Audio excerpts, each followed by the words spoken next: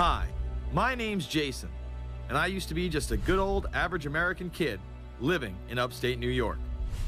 There's me. I played baseball, mastered Mortal Kombat, went to the prom, said the Pledge of Allegiance every day, and loved my country. I even lived the dream of every American youth, college. Sure, it was a state school, but it also happened to be a party town.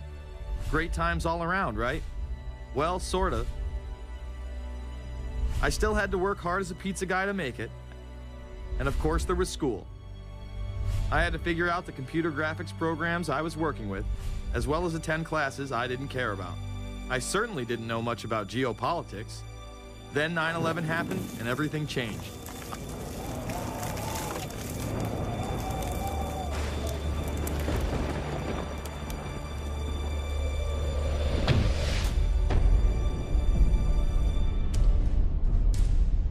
I was pissed. How dare the Muslim extremists massacre all those people? But was it all true? Prior to the invasion of Iraq, something didn't seem right. I then did a startling thing. I actually took a look at what happened that terrible September day. What I found horrified and angered me to such an extent that I took action. We were lied to, and lied to big time. Before I knew it, I went from a normal college student to the political guy at the party to one of the guys that brought you the first internet blockbuster, Loose Change. The film would not only change my life, but countless others as well. So if you've ever seen Loose Change, the documentary about September 11th, conspiracy theorist documentary, it is riveting. Oh, like, yeah. you watch it, and by the end, not even the end, 10 minutes in, you're like... You got your car packed, your head... You're just like, oh my God, it's all true. So every place, there's questions coming from this documentary. And you don't have to believe everything in the documentary to still have questions come up. And you look back and you remember what you saw and what you were told, and now you have questions. We got the boogeyman out there. Wow. See, for many years it was communism, then it was the war on drugs, now it's the war on terror. All through our life, we've had to have a boogeyman. Loose Change took the truth about 9/11 into the mainstream with over 100 million views and allowed me to travel the country and even take on some of my detractors. The answer is no, they cannot. Jason, I think it's telling that every time you disagree with something, you call the people a liar. I'm not calling anybody a liar, sir. I'm calling you a liar because you are a liar. But if we were lied to about 9/11, then who was really behind it? A lot of people on the web were pointing towards the New World Order, but that was impossible. I mean, the Hulkster couldn't be involved, could he? The NWO is the only way to go, and what you gonna do? So I set out to find out if a New World Order really existed. And if it did, what was it? Who was involved? And what were their goals? The very word secrecy is repugnant in a free and open society. And we are, as a people, inherently and historically opposed to secret societies, to secret oaths, and to secret proceedings. For we are opposed around the world by a monolithic and ruthless conspiracy. It is a system which has conscripted vast human and material resources into the building of a tightly knit, highly efficient machine. Its preparations are concealed, not published. Its mistakes are buried, not headlined. Its dissenters are silenced, not praised. No expenditure is questioned, no rumor is printed, no secret is revealed. Some cringe when they hear the term New World Order, despite all of these prominent people using it.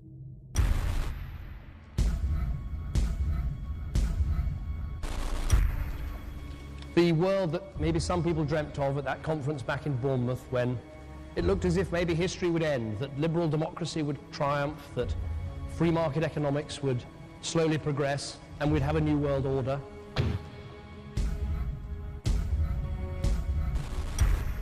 And together they helped to create, were the principal leaders in creating, a new world order and a winning strategy in the Cold War.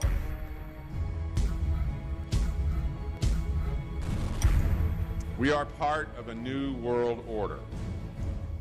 And as the recently departed Admiral William J. Crowe once said, it's long on new and it's short on order.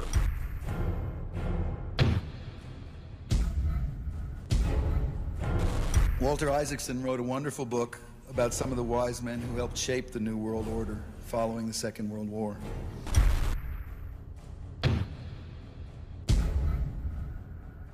As we devise a way forward in Iraq, I urge the international community to embrace its responsibility for creating that new world order. A new world order based upon collective action.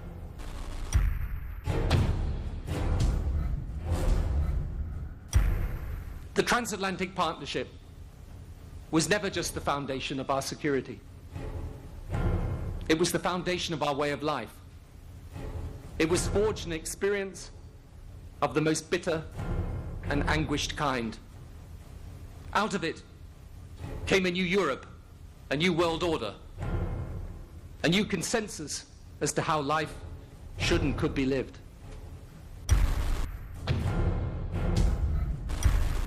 And just like that, it was gone. It was a new world order. That's what President George H. Bush said. Harvard historian Francis Fukuyama pronounced the end of history. In fact, when it is used, that person is often dismissed out of hand because of the perception that it is nothing more than a conspiracy theory. Actually, the idea of global governance and a one world order has been around for centuries, and the term New World Order has been used frequently in recent history. The New World Order means different things to different people, but to those who expect to be in control of it, it means the same thing. It means all the world under their control. They believe that somebody must rule. After all, people are too darn dumb to know how to rule themselves. They figured that that's their role. The first in-depth publication of note was Samuel Zane Batten's work, The New World Order, which was published in 1919. Under the cloak of Christianity, this order speaks of a new world rising and advocates social control over all people and all resources. It promotes a world federation with a world parliament, an international court, and a global police force. Some of its goals are as follows. Community. The danger and loss in crime and degeneracy. The determination to make community life safe, sanitary, wholesome, and moral. Industrial. The disappearance of class distinctions and the solidarity of all interests in the economic process. National. The conception of the nation's welfare as the supreme concern, with the policy that everything shall contribute to this end, and every person must do some useful work. International. The creation of an international mind, with a world consciousness and a world patriotism. The destruction of every arbitrary power that can separately and of its single choice disturb the peace of the world. World government is good, right? It put an end to war. Well, it could put an end to war because you just only have one dictator. I think Adolf Hitler had that in mind. He wanted a world government too, with himself as the master leader. Many have regarded Hitler as the apex of evil, a true heart of darkness. But how many people know that Hitler had his own vision of a new world order? Hitler had been promoted by the establishment. He graced the cover of Time magazine many times and was their Man of the Year twice. His vision was simple: unify Europe and then the world. The only real difference was that his order was racially motivated, instead of being based solely on religion. He even wrote a lesser-known follow-up to Mein Kampf in 1928 that many have dubbed My Order, or New World Order. President Roosevelt would condemn this order prior to World War II. Nazi forces openly seek to establish systems of government based on the regimentation of all human beings by a handful of individual rulers who seize power by force. Yes, these men and their hypnotized followers call this a new order. It is not new, and it is not order. The idea of globalization was so prominent in Nazi ideology that the 1936 Berlin Games would be the first time that the Olympic rings would be displayed prominently and promoted in order to glorify the Third Reich. This symbol represents the 5 major regions of the world: Africa, America, Asia, Europe, and Oceania, interlocking and coming together as one. This one world philosophy still defines the Olympic Games today. Australia, hello and welcome. One world, one dream. Hitler's methods of youth corps, concentration camps, eugenics, and military aggression were so visible to the rest of the world, he eventually failed. However, his vision of a new world order lived on. Author H.G. Wells, the man behind The Time Machine and War of the Worlds, would write about a planned world state in which there must be a common faith and law for mankind. In 1939, he would publish a full book on the matter called The New World Order. Wells again has a similar vision, stating that national individualism has to go and that sovereign states must end. He then goes on to write, in the great struggle to evoke westernized world socialism, contemporary governments may vanish. Perhaps his most chilling prediction is that countless people will hate the New World Order, be rendered unhappy by frustration and their passions and ambitions through its advent, and will die protesting against it. Many of them quite gallant and graceful-looking people. Collectivism is that concept where individuals are considered to be discardable, and that the group is more important, and that the ultimate group, of course, is the state. And so it boils down eventually to the fact that the state is the all-important unit of society, and citizens exist only to serve the state. Other men of prominence would also promote a New World Order during the 1960s, including industrialist and former New York Governor Nelson Rockefeller. These are some of the reasons pressing us to lead vigorously towards the true building of a New World Order. Rockefeller would also become vice president under Gerald Ford. Religious leader Pope Paul VI, delegates to international organizations, public officials, gentlemen of the press, teachers and educators, all of you must realize that you have your part to play in the construction of a new world order. As well as former President Richard Nixon. And the hope that each of us has to build a new world order. However, Nixon was largely a mouthpiece for his most dominant advisor, Secretary of State Henry Kissinger. Kissinger may be the most vocal proponent for a new world order of his era. He has called for it time and time again, in policy papers, meetings, and interviews. Time magazine recognized both Nixon and Kissinger as Men of the Year after announcing their New World Order in China. However, they were working on it long before. In these once classified documents, they both discussed the New Order with the President of Indonesia. Mainstream media was even critical of Kissinger's vision in the early 70s. In ragged, spasmodic fashion, a new world order is coming into being, but it looks less and less like the world order that Mr. Kissinger had constructed in his own mind. Kissinger's New World Order would fall under the radar for some time. However, it saw a vast revival during the first Bush administration.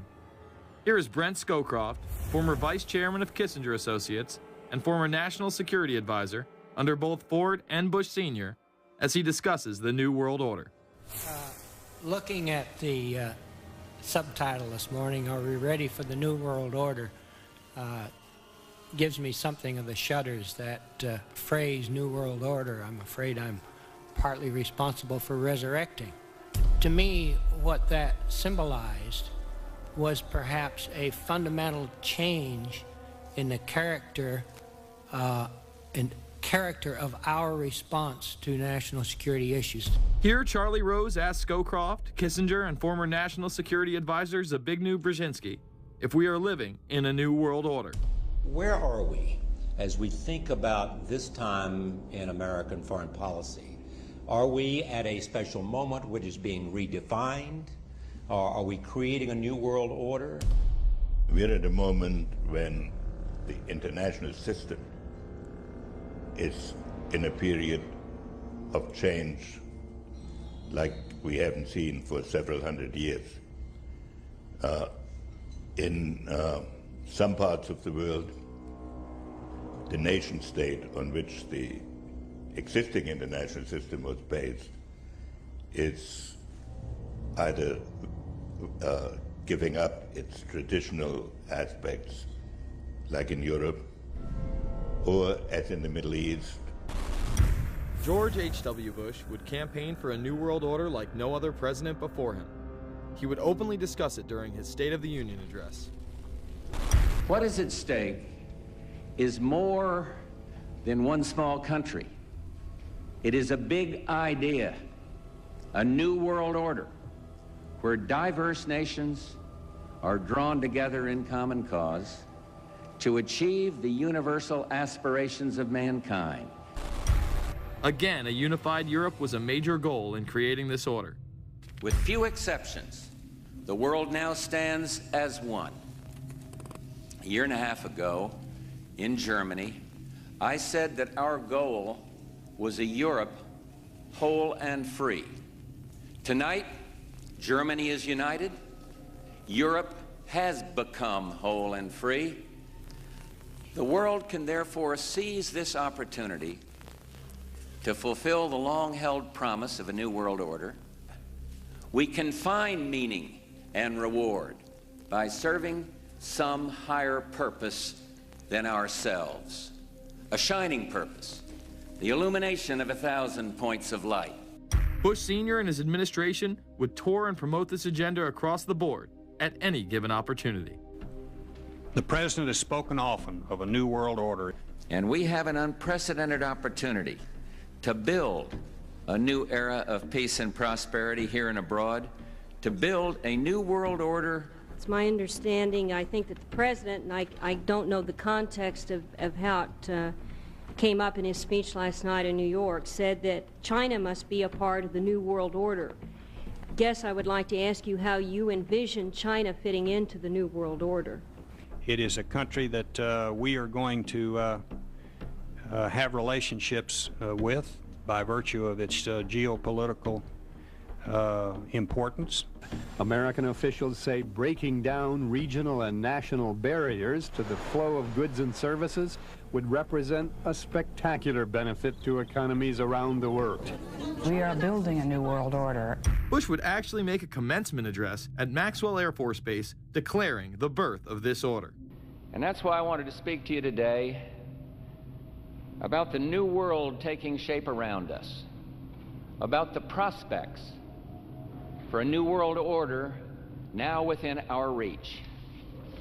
In the coming weeks, I'll be talking in some detail about the possibility of a new world order emerging after the Cold War.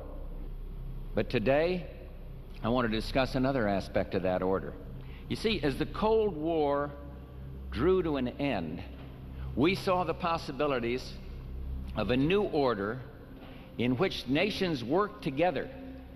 It refers to new ways of working with other nations to deter aggression and to achieve stability.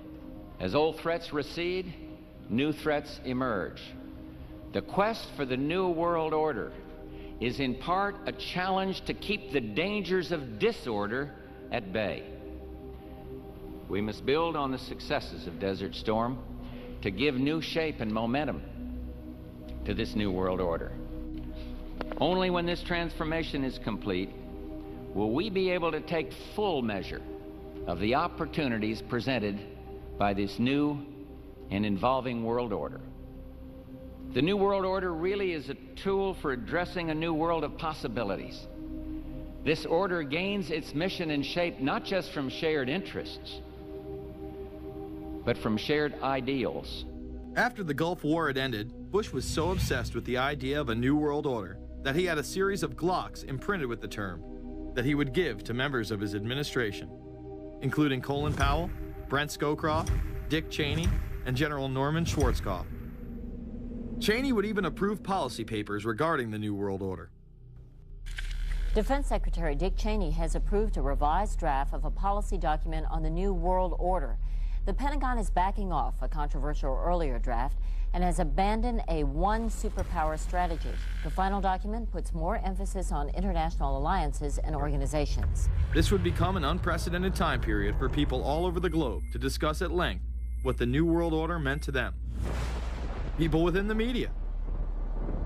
Does anybody want to talk about the New World Order? Is there a New World Order out there, or is this a vision that exists in the... He does have his vision, there's no doubt about that. But does that exist in the president's mind, or does it exist out there in reality? This president sees this episode as the first test case, as the first example for the New World Order he is trying to organize. Some people have called it the New World Disorder, and there's a lot of truth to that.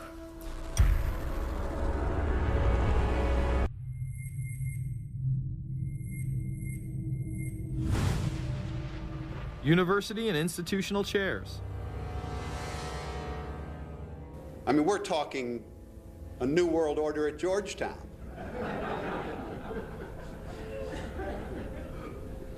And we'd like to be very much a part of it and continue to live. This is a world that is likely to be dominated in the near future, and perhaps longer, by the Gulf War and the New World Order, which is the buzzword of the moment.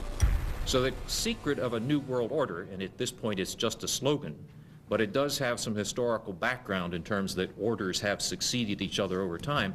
The secret of this is to learn how to use coalitions. We are effective in the United Nations. People within government. George Bush has invoked a New World Order without enunciating a new American purpose. The president has still failed to articulate clear goals for our nation's foreign policy in this new age. I find the term New World Order very revolting, and just not only historically but politically today.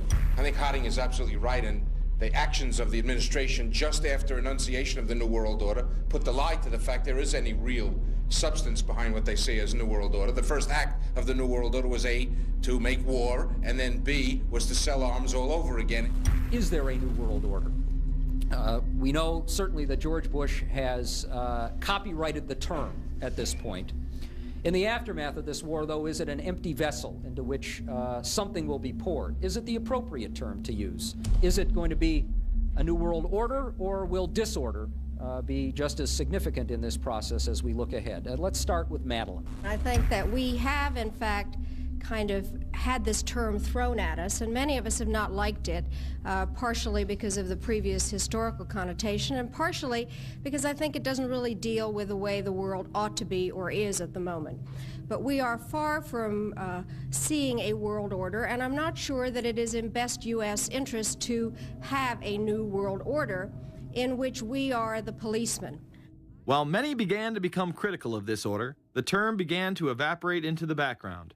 We are very, very skeptical of an international order if we are not sure how the rules will be made, because thus far the international order has been made with rules that we had no input into and that affect us, and even when on the few occasions when the rules will seem to favor us, then they get changed. A unipolar world, a world of one superpower, may be quite dangerous for us. The New World Order under the United Nations would mean, among other things, an end to our God-given rights given us and secured by the Constitution. The New World Order, which now has been called by some the New World Disorder, and by some people on the more liberal persuasion, the taking over of the world by the Council on Foreign Relations, the Trilateral Commission, and the UN to put us all in slavery.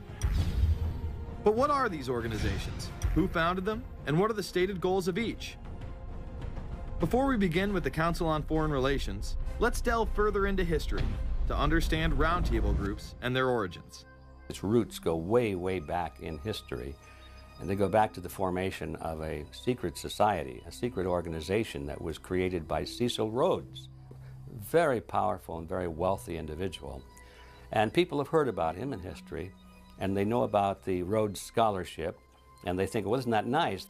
That they don't understand at all what that's all about.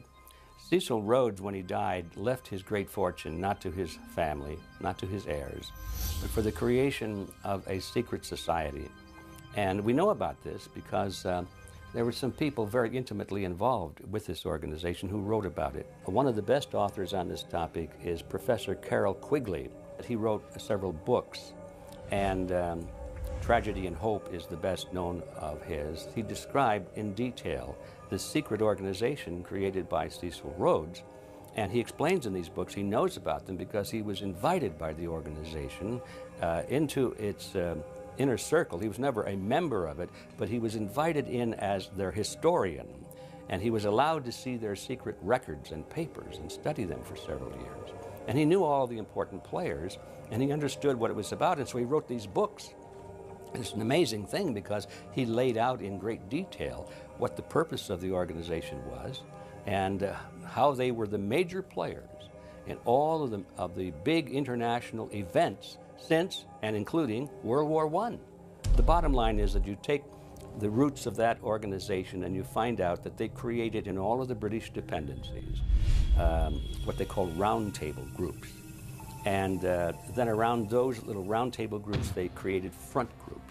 And the purpose of these front groups and roundtable groups was to penetrate into the governments of all of these different countries, to penetrate into the media centers, to penetrate into the educational systems. In other words, to penetrate into the social fabric, the power centers of society, and literally take them over from the inside without anybody being aware that they were controlling influence. After World War I, the International League of Nations arose as a precursor to the United Nations in 1919, under what seemed to be the vision of President Woodrow Wilson and his 14 points.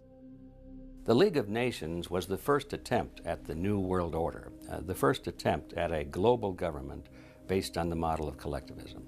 And it was the brainchild of the elitists, the ancestors of the very people who are still working on this project.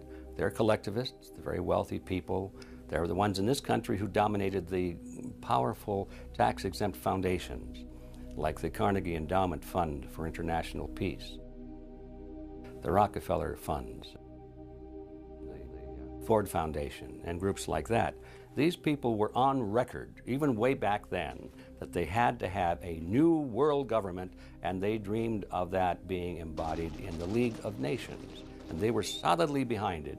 And that was one of the reasons those people encouraged the United States into World War I, was because of the crisis of World War I, and that would also condition Americans to thinking of making big changes in their system, because we certainly don't want another war like that, do we? There's that fear angle again. And they thought, well, by being in World War I, then we would be a major participant at the table to carve up the world and create a new world government. And that was to be the League of Nations. Well, what happened to it is that the American people didn't really go for it. Wilson was aware of the elite and their control over society. In his book, The New Freedom, published in 1913, he discussed such a group. Since I entered politics, I have chiefly had men's views confided to me privately. Some of the biggest men in the United States, in the field of commerce and manufacture, are afraid of something. They know that there is a power somewhere so organized, so subtle, so watchful, so interlocked, so complete, so pervasive, that they better not speak above their breath when they speak in condemnation of it. Ultimately, this insight did not spare him from becoming yet another puppet of the global elite. You're watching Invisible Empire, A New World Order Defined. I'm Alex Jones, the producer of this film. I have produced 5 of the top 10 films in internet history, whether it's Loose Change Final Cut, Endgame, The Obama Deception, or Fall of the Republic. Yes, we've made informative, well-documented films, but the real credit for the success of these documentaries lies with you, the viewers. My friends, Invisible Empire is so important for people that need a crash course in the history of the ruling class and what this establishment is setting up. Please support the filmmakers so we can make future documentaries. Visit Infowars.com. Purchase the high-quality hard case DVD that has over 30 minutes of expanded extras. Make copies of that because it's the best quality available. Give it to everyone you know. Have public showings, whether it's the library, a local theater, or your home. Get it out to everyone you know. Get a PrisonPlanet.tv membership. Download all my films in high quality. Burn them to disk and give them to everyone in your community. If we expose the globalist, there's no way they can carry out their hellish plan. The destiny of this film is in your hands. You've made our previous films incredible successes. I'm counting on you now. So again, Infowars.com to get the DVD, or call toll-free 888-253-3139, or see them all in incredible high quality at prisonplanet.tv. The ball is in your court. PrisonPlanet.tv is a better tool than ever in the info war. Over 6 years of my radio and TV shows, all my films in super high quality, my book, Paul Watson's book, all there, 15 cents a day. Your support of PrisonPlanet.tv empowers the resistance to unlock minds worldwide. In all of the British dependencies, these organizations, the front groups, were called the Royal Institute for International Affairs. In the United States, they chose a different name. They chose the Council on Foreign Relations, but it held exactly the same relationship to this inner society of Cecil Rhodes. Among the charter members were W. Averill Harriman of Union Banking, then President of the United States Woodrow Wilson's main advisor, Colonel Edward Mendell House, John D. Rockefeller, the founder of Standard Oil, banking mogul J.P. Morgan, and prominent bankster Paul Warburg. Well, the Council on Foreign Relations exists today. It's probably the most powerful single organization in America. Many observers, including myself, believe that it is the hidden government of the United States. These people are not elected to office, and most Americans don't even know who they are.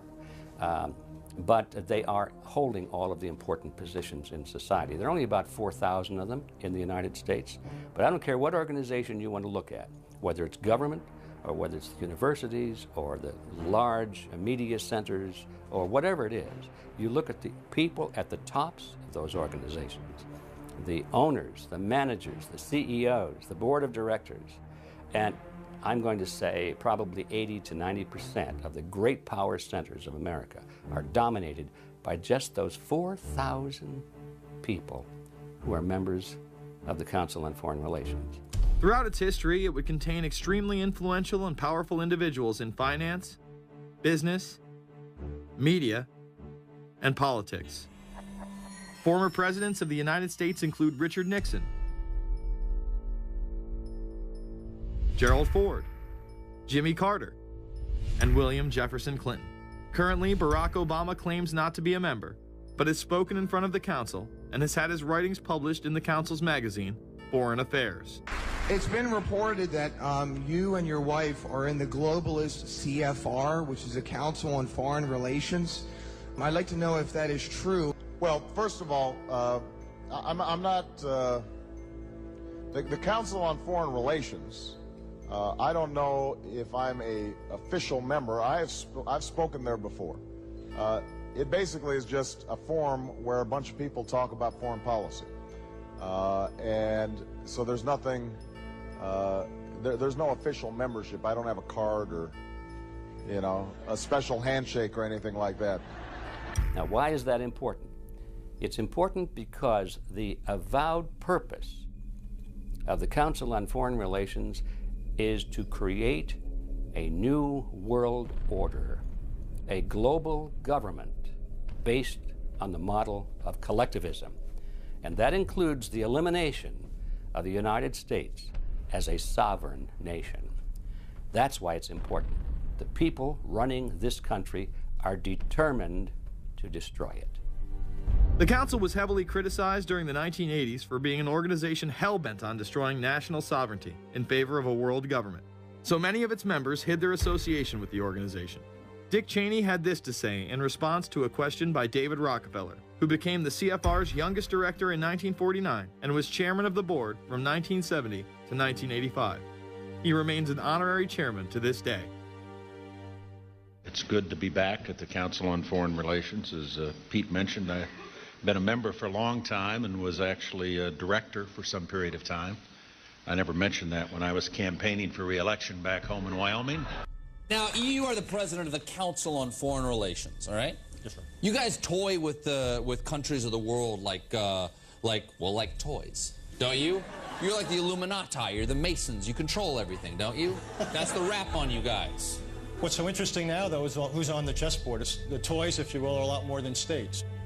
Notice that Mr. Haas does not deny that the CFR has massive control over the geopolitical arena, and instead tries to focus on the separate entities outside of nation-states. Current Secretary of State Hillary Clinton also reveals the importance of the CFR here. But it's good to have an outpost of the council right here down the street from the State Department.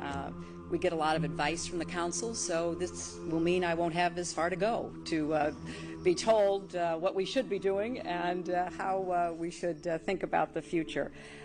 You have these private groups that are run and created by the elite, by the ultra-rich, wealthy families that have been manipulating global markets from behind the scenes for generations.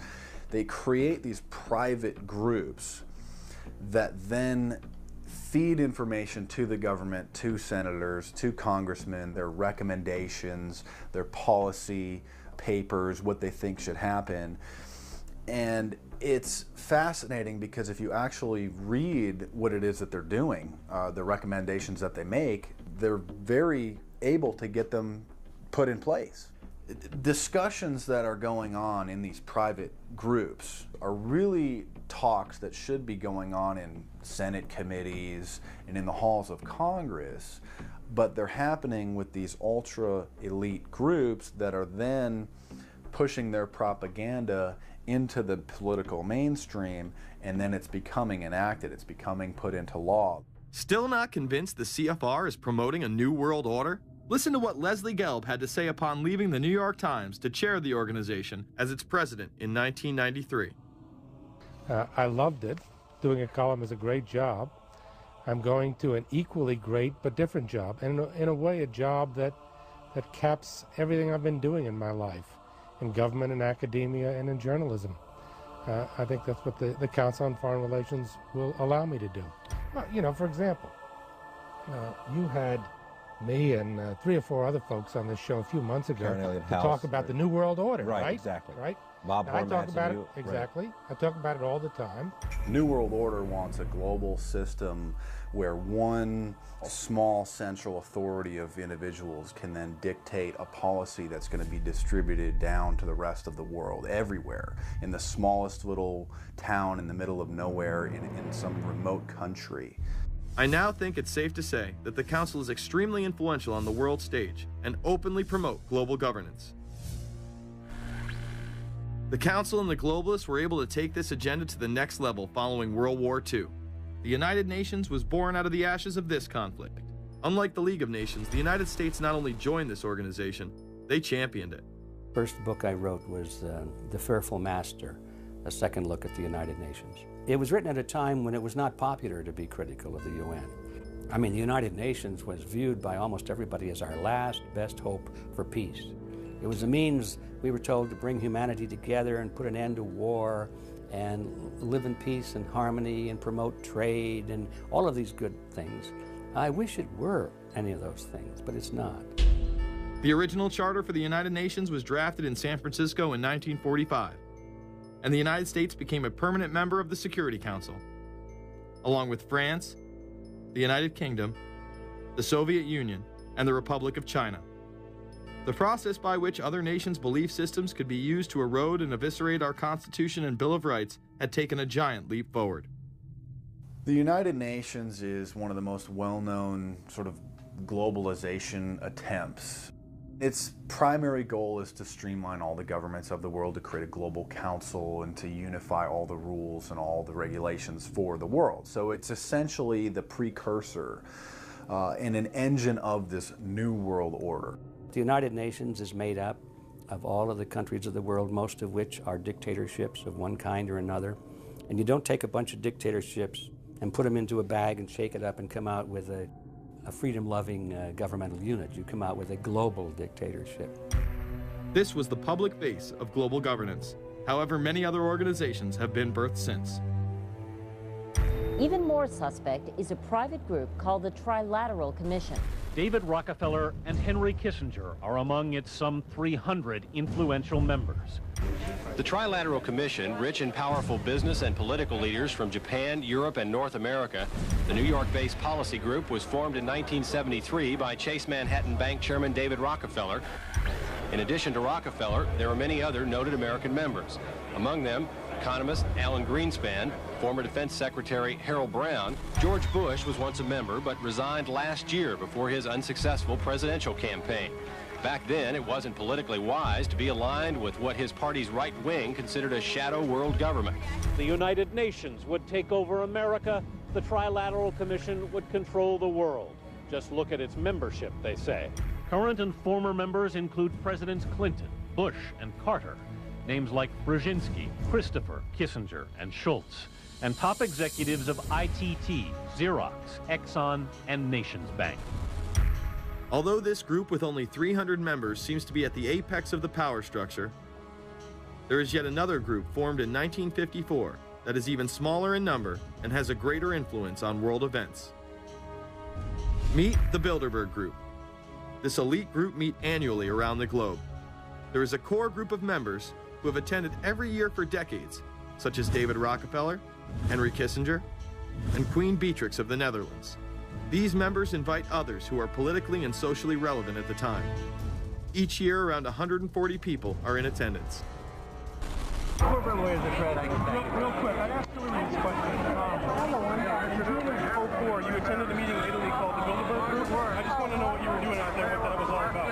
Because she lied to me and told me she didn't go. I figured you might tell me the truth. All I did was go. They had a Republican and a Democrat.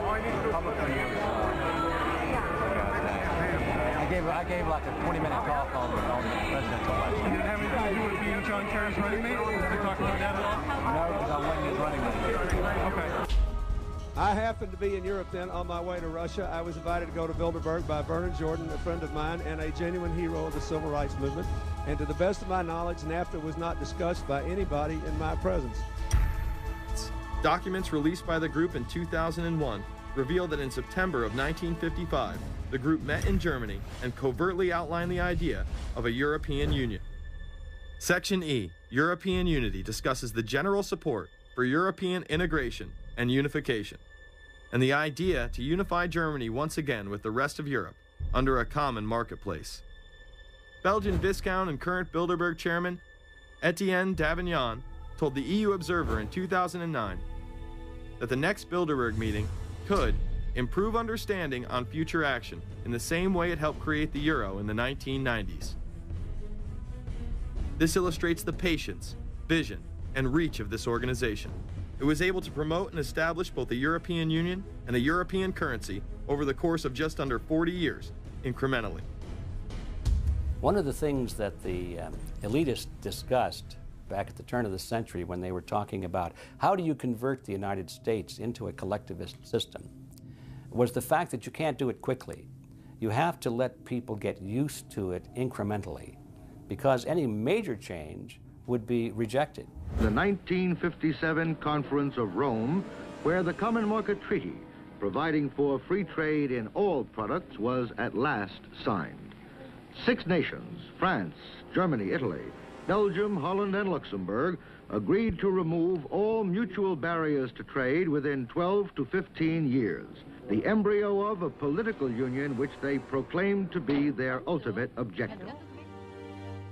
In that fashion, it's possible for people to get used to this process and even to think it's a good thing. People will accept the gradual growth of government, the gradual loss of their purchasing power. They'll accept almost anything if it's done gradually, and we have to be very alert to that. 2008 and 2009 attendees include World Bank President Robert Zoellick, Treasury Secretary Timothy Geithner, former head of British Secret Intelligence Richard Dearlove, Donald Graham, CEO of the Washington Post, CNN host and author of The Post-American World, Fareed Zakaria, and many other giants of business, politics, and media. You just came back from meeting with the Bilderberg Group. The Bilderberg Group are, you know, when people who are conspiracy theory people, they send me mail, it's usually about the Bilderberg Group. And I get these books on my front door, which I'm uncomfortable with, and it's all about the Bilderberg, like they're the modern day Illuminati. Are you a member of the Bilderberg Group? I don't think we're supposed to talk about this. Many have identified them as the kingmakers, the puppet masters that pull the strings behind the scenes. Perhaps there is no better example of this than what occurred during the 2008 conference. Immediately after Obama had been selected as the Democratic presidential nominee, the pressure was on to choose a running mate. We've put together a committee. We are going to be equally deliberative in how we move forward. And we're not going to do it in the press, and we're not going to do it through surrogates. He then tricked the press corps into staying on the plane as it took off from Washington. He was whisked away to an undisclosed location. Obama was supposed to fly home. He'd been here in Virginia. He was supposed to fly home out of Dulles, as you know, outside Washington, D.C. The press corps was waiting for him on the plane, and the pilot announced that they were leaving, and Barack Obama was not on the plane. Presumptive nominees in the past has always been that they have at least a press pool with them at all times. Is there a reason why we didn't go with him in the motorcade all the way? This is what we're out here for, and now we're on this plane with no candidate. Again, you know, look, I understand. There was a desire to do these meetings, obviously, in private. The press then began to report that Obama and Hillary were meeting secretly in her home. Well, we continue to follow our breaking news. Barack Obama, Hillary Clinton meeting tonight at her house in Washington, D.C. However, it was later revealed that they never actually met at Clinton's home. And we're following this breaking story. Candy Crowley, we understand, has new information. Candy, what have you learned? We are hearing actually from Chris Welsh, who is our embed with the Obama campaign. Those are the people that took off without Obama and went to Chicago. The spokesman there is in fact confirming that the meeting did take place. They're talking in past tense now, but saying that the meeting did not take place at the Clintons' house. It took place at this point at some place, I don't know where, some undisclosed place in Washington, D.C., not at Hillary Clinton's house. Remember, Gibbs mentioned that Obama had a desire to have several meetings, not just one. Is there more than one meeting? Is there more than one person with whom you... I'm not going to get into all the details of the meetings. I don't know that I've got a ton more different answers for all of your questions. The truth of the matter is that Bilderberg just happened to be in the neighborhood at the time. They were holding their annual meeting just down the road in Chantilly, Virginia. What are the chances? What's interesting and dangerous about the New World Order is that it's not a natural progressing idea. It's just not civilization naturally evolving and organizing into this system. It's the group of extremely powerful people that are manipulating the system to get it to this status from behind the scenes without anybody's knowledge. You have to ask yourself, if there isn't an agenda going on to keep those organizations quiet and to keep them out of the news, to keep the discussions about them behind closed doors, then why is it that these supposed experts on the left and on the right never talk about them? This has been a condensed history of the globalist organizations and their rise to power. But is there a reason they meet behind closed doors? A shadow world government has been mentioned, but to truly understand what that means, let's go back to this iconic warning from President Dwight D. Eisenhower. Progress toward these noble goals is persistently threatened by the conflict now engulfing the world. It commands our whole attention, absorbs our very beings. We face a hostile ideology, global in scope, atheistic in character, ruthless in purpose, and insidious in method. Unhappily, the danger it poses promises to be of indefinite duration. The need to maintain balance in and among national programs. Balance between the private and the public economy. Balance between the cost and hoped for advantages. Balance between the clearly necessary and the comfortably desirable. We have been compelled to create a permanent armaments industry of vast proportions. We annually spend on military security alone more than the net income of all United States corporations. The total influence, economic, political, even spiritual, is felt in every city, every state house, every office of the federal government. Yet we must not fail to comprehend its grave implications. Our toil, resources, and livelihood are all involved.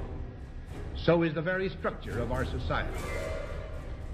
In the councils of government, we must guard against the acquisition of unwarranted influence, whether sought or unsought, by the military-industrial complex. The potential for the disastrous rise of misplaced power exists and will persist.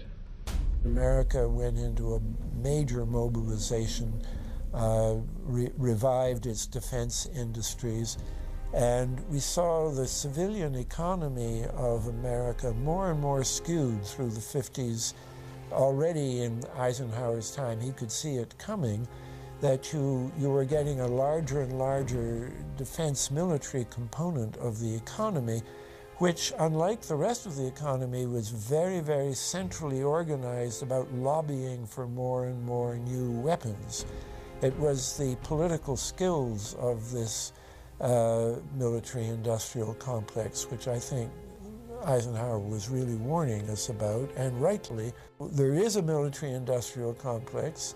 Today, we see a situation where the civilian economy is really in tatters, and most of our civilian production has gone overseas to third world countries. What do we export? Our biggest export practically is garbage, but apart from garbage, we export military equipment. We have a special act which subsidizes, makes it possible for countries abroad to buy our armaments because it's too expensive to produce them for one country only. So we have become a very efficient military-industrial complex, but the civilian economy is only a ghost of what it used to be, and this has terrible consequences for democracy because it means that the power of this lobby is now sort of dominating what goes on in Washington. Through multinational corporations, global intelligence networks, out-of-control banksters, all under the veil of national security and black operations, the global elite have consolidated power on a massive scale over the last several decades. You see, global corporations not only fund and develop large technological and military projects here and abroad, they also own the consumer industry and production, as well as all of the important media. By owning the vast majority of what we hear and see on a daily basis, we have been manipulated on a mass scale as to regards to what we believe and desire, both socially and politically. Edward Bernays, the nephew of world-famous psychoanalyst Sigmund Freud, would study group dynamics and become the father of public relations. He authored the book Propaganda in 1928. In it, he described how to intelligently and consciously manipulate the habits and opinions of the masses within a democratic society. He went on to state that those who harness this unseen mechanism of society constitute an invisible government and are the true ruling power. It is they who pull the wires which control the public mind, who harness old social forces and contrive new ways to bind and guide the world. The average American is distracted, mindless, worried about minuscule things, celebrities, as if it was their own family members. And this is by design, because the powers that be, who own the media, know how our brains work. They know scientifically how the human mind functions. They know about sociology, and they are using the media, and have used the media for decades now, to entertain people with issues that don't really matter. When you have the big news networks covering celebrity issues as if it's the most important thing, it becomes the most important thing. And this is not by accident. This is to keep us out of the way. Because if you're worried about the latest celebrity death, or the latest celebrity couple, or the celebrity breakup, or your sports team having a shot at the Super Bowl or the World Series, there's so much information about those issues that can be discussed that will mesmerize people, and they won't know or care about the real issues that are out there. Well, I think this is just one more piece of evidence of the degree to which the media, supposedly the watchdogs, has become the gatekeeper of the system. Mainstream media are, first of all, nearly all of them corporations, nearly all of them now publicly held, part of the whole Wall Street financial system that they're supposed to report about objectively, but they can't. They, right now, in October of 2009, they are celebrating the recovery of the biggest banks in New York and saying that the recession is over. Of course, there are a few problems, like foreclosures are going on, unemployment is rising. All of this is affecting the American people, but it's not affecting the financial elite who also control the media. Bernays successfully identified the invisible empire which controlled the minds of men. So as the populace is mesmerized and hypnotized by powerful behind-the-scenes forces, as they are distracted by the latest celebrity scandal, the newest cell phone, and their favorite sports team, this network disguises itself, remaining in the shadows. Despite the elite utilizing Bernays' methods, in conjunction with the military-industrial complex they had erected, a modern arm of this organization was exposed in what came to be known as the Iran-Contra scandal. Essentially, black operations were not only caught dealing arms illegally and supporting South American dictators, but also smuggling drugs into the United States. Iran-Contra was really the merging of two different programs. The first one was support for the Contras, who were, let's face it, a force of terrorists in Nicaragua trying to overthrow the Sandinista government. They were being secretly supported by the CIA, and at the bottom of the whole thing was drugs. Iran-Contra was openly exposed by massive network coverage. How was it that in 3 years, a network Washington set up to run arms to the Contras wound up running cocaine into this country for the most vicious drug cartel in the world? At the same time, we were supposed to be fighting a war against drugs.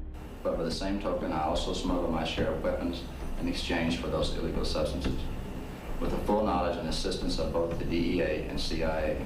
Betzner says that in 1983, he flew weapons from Florida to El Salvador and drugs from Colombia to the Bahamas on the way back. In 1984, he says, he flew twice from Florida to Costa Rica and back. We could bring back our own cargo, and they would arrange it, or we could bring back their cargo without ever having to worry about interception, arrest, anything like this, that everything was taken care of. What kind of cargo were you talking about? Drugs. Tolliver says he had 2 meetings with this man, CIA veteran Rafael Quintero. Then in March of 1986, he says he flew 14 tons of weapons down to Honduras, to this Contra resupply base set up by the CIA. We take off from Tegucigalpa, Honduras, and we leave. To? South Florida. Where in South Florida? We landed at Homestead. Homestead? Air Force Base. This is the plane Tolliver says he used. The plane traces to a company that had a State Department contract to fly humanitarian supplies to the Contras. In addition to that, 3 dozen sources confirm the basic scheme. We can now report that long before that operation began, there was another operation to provide guns for the Contras, which was also against the law. In this operation, Americans and Israelis provided arms to the Contras, and then the same network smuggled drugs into the United States. The operation was launched in spring of 1983 at Washington's request, with at least $20 million of Israeli government money later reimbursed, we're told, from U.S. Covert Operations Fund. For about 5 years, people were flying arms into Iran, and most of them came from Israel. The Israelis purchased the weapons from Poland and Czechoslovakia and began shipping them secretly from Yugoslavia to Bolivia, and then to Panama. The Israeli liaison man there, this man, Michael Harari, until recently a close aide to Panama's strongman, General Manuel Noriega. You'd bring the ship into Colombia, you would load drugs aboard it, and you would bring those drugs back to Panama with you. But bringing that stuff into the United States, that was something else. I've never been so thoroughly disgusted with myself in my life. This network would also be involved in the October surprise. We really can't understand that unless we understand the so-called October surprise in the 1980 election, which is, I think, unquestionably Republicans, including William Casey, who later became Reagan's head of the CIA, negotiated with the Iranians for them not to release the hostages which were being held in Iran to Carter, but to wait until the Carter was defeated and the Republicans were in. That is what actually happened, that the hostages were only released on the day that Carter left office and Reagan came in. Unbelievably, this same network would even be linked to the BCCI banking scandal by journalist Danny Casolaro. Casolaro was probing a conspiracy he called the Octopus, which involved the Iranian hostage crisis, the Iran-Contra affair, with, believe it or not, all funds channeled through BCCI, the international bank charged with everything from money laundering to fraud. BCCI, it's a shadowy international bank linked to terrorists, drug runners, and dictators. Little was known about BCCI until 6 of its top officers were arrested in Tampa in October of 1988 on charges of laundering drug money for Colombian cocaine bosses. The BCCI men were convicted, and the bank itself pleaded guilty. But for some reason, the bank was allowed to continue to operate all over the world. There are indications that some of the reluctance to prosecute this bank stem from the favors it did. For? The favors it did for intelligence services everywhere. Too many secrets of too many countries, too many prominent people, too many hands-on, and that makes it desirable that this entire affair be forgotten. It began to become clear that the global traffic of drugs were funding violent dictators, rigging elections, supporting the arms trade, and enforcing the assassination of anyone who got in the way. Casolaro was found dead for his efforts in exposing this network. His death, of course, ruled a suicide. He was meeting a source in West Virginia. He was about to discover all. Instead, his body was discovered in a hotel room with 12 slashes in his wrist, but when the local authorities ruled it suicide, the family said, no way. The housekeeper had taken calls threatening his life. And I pick it up telephone, I say hello, and he say to me, you son of a bitch, you's dead. Casolaro would not be the only person involved in the scandal to wind up in a casket. Meet Barry Seal. At first, the media portrayed Seal as a drug dealer gone good, who was assassinated by the Colombian mafia. Authorities believe last night's machine gun killing of top drug informant Barry Seal was ordered by drug bosses in Medellin, Colombia, who sent 5 men to Baton Rouge to kill Seal. Sam Dalton was the lawyer that represented the Colombian hitmen convicted of his assassination. We were trying to subpoena the CIA because we felt like they had documents, exhibits, and evidence that would indicate complicity in Seal's assassination. When they were able to gain access of Barry Seal's trunk the night of the murder, the personal phone number of none other than George H.W. Bush was present. Louis Unglesby, the former attorney for Mr. Seal, also confirms that he once called the office of the vice president after Seal had given him the number. You see, the Black Ops drug smuggling operation had not yet been exposed, and intelligence couldn't take any chances. It was later revealed that Seal was involved in smuggling cocaine into Mena, Arkansas, while Bill Clinton sat as governor. 1983, Ronald Reagan was president, Bill Clinton was governor. And little Mena, Arkansas, changed from a quiet town to a center for drug smuggling and reported Contra support activity. In the middle of it all, this man, admitted dope smuggler Barry Seal. Arkansas State Trooper Russell Welch investigated Seal's organization. Each trip would have 250 to 350 pounds of cocaine. According to the London Telegraph, Arkansas State Trooper Larry Patterson testified under oath that he and his officers discussed repeatedly in Clinton's presence the large quantities of drugs being flown into Mena Airport, large quantities of money, large quantities of guns. Hot Springs police officers would also record Roger Clinton, Bill's brother, during a cocaine transaction stating, "Gotta get some for my brother. He's got a nose like a vacuum cleaner." There was also a large amount of money laundering going on in Mena. Former IRS agent William Duncan traced some of Seal's drug profits laundered through Mena banks. We had direct testimony from people who were involved in the money laundering operation. We had testimony from people at banks who observed the transactions. What happened when you tried to make this case before a grand jury? I was never asked to present the evidence to a grand jury, ever. This very same network used BCCI to fund the Afghani rebels. The deputy director of the CIA, Richard Kerr, said late today that the CIA did use the Bank of Credit and Commerce International, BCCI, to support CIA activities overseas. Most people still believe that the Soviets had maliciously invaded Afghanistan in order to spread their communist agenda. The Al-Qaeda was essentially a kind of a byproduct of Brzezinski's campaign to embarrass the Soviet Union in Afghanistan. They weren't in Afghanistan at that time. Brzezinski boasted later that he was responsible for drawing them into Afghanistan. And he did this extraordinary interview with Le Nouvel Observateur in France, and they said, but aren't you worried that you've created this whole new force of Al-Qaeda? And he said, oh, what's more important, a few crazed Islamists or the fall of the Berlin Wall? And they said, but you know, is there no danger? Aren't they dangerous? And he said, nonsense. He said all this in 1998. So I knew Brzezinski at McGill University. We were students together and took very small classes together. And in some ways he's bright, and in some ways he's kind of nuts. And he had the kind of nuttiness that made him attractive to the Rockefellers. Bin Laden and his network were actually funded by BCCI through U.S. covert operations.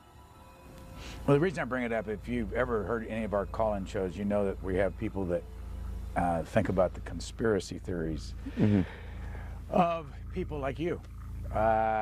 You would be a poster child for these people because you have served on the board of the Council on Foreign Relations. You helped start the Trilateral Commission, and you've been to the Bilderberger groups. Are people too close in this world, people in business, too close to the governments? Well, you know, there is such a thing as insidious influence. And the question is, how does it operate? Does it involve bribery? And does it involve some sort of psychological domination of individuals? I don't believe in this notion of some sort of secret societies controlling people. But of course, in any political system, there are sort of over-the-table and under-the-table arrangements. Arrangements that involved ruthless, illegal, and immoral activities in order to dominate humanity. Despite all of the evidence that has just been presented, this network would fall down the memory hole, even though 14 convictions were made in the Iran-Contra scandal. The continued cover-up would be made possible by George H.W. Bush. These documents that came forward in the North trial clearly reveal the involvement of the Vice President to a greater degree, I think, than he has acknowledged heretofore. This, of course, did not stop him from pardoning those involved during the twilight of his presidency. Some new reverberations today to President Bush's Christmas Eve surprise, the pardoning of former Defense Secretary Caspar Weinberger and several others in connection with the Iran-Contra allegations. Well, now the special prosecutor says it's the president who needs to explain some things. The real issue is why the notes weren't produced 5 years ago when the congressional investigation and the independent counsel's investigation had requested them. Because high-level political officials scrambled to limit the investigation and establish plausible deniability for the upper echelons of the network, including Bush himself. So who is this guy, and how did he come to power? To understand that, we must first take a look at his father, Prescott. Prescott was born into privilege and became extremely influential in business, intelligence, and politics. He helped establish the CIA out of the Army's Office of Strategic Services with the Dulles brothers, and served as a senator in the state of Connecticut. However, during his time serving as one of the directors of Union Banking Corporation, he was doing business with Nazis. The Bushes have been sort of at the heart of the military-industrial complex since its very beginning, and that Prescott was involved in a firm that actually fronted for Nazi firms in America. In fact, Union Banking and its subsidiaries were seized by the United States government in October of 1942 under the Trading with the Enemy Act. After the war, the assets were returned, a few fines were paid, and it was swept under the rug of forgotten history. These Nazi ties should not be all that shocking, seeing as it has been declassified that the Office of Strategic Services recruited Nazis into its ranks through Project Paperclip in August of 1945. George Bush seemed to follow in his father's footsteps, using Prescott's business connections to move to Texas and get into the oil industry. He would first attain political office as a Texas congressman in 1966, but then lose his bid as a Texas senator in 1970. It was at this time that Nixon appointed Bush as an ambassador to the United Nations. According to official accounts, Bush then began work with the CIA as its director in 1976. Evidence suggests that Mr. Bush and the CIA actually had a much longer-standing relationship. There are indications that he had relations to the CIA before. There's a very strange memo, and the name's George Bush. And when this was published, there was a lot of fuzzing of the issues, but given George H.W. Bush's strong connections with the Cuban community, I think there is a good chance that it was the George Bush we know, so that he did have a CIA connection.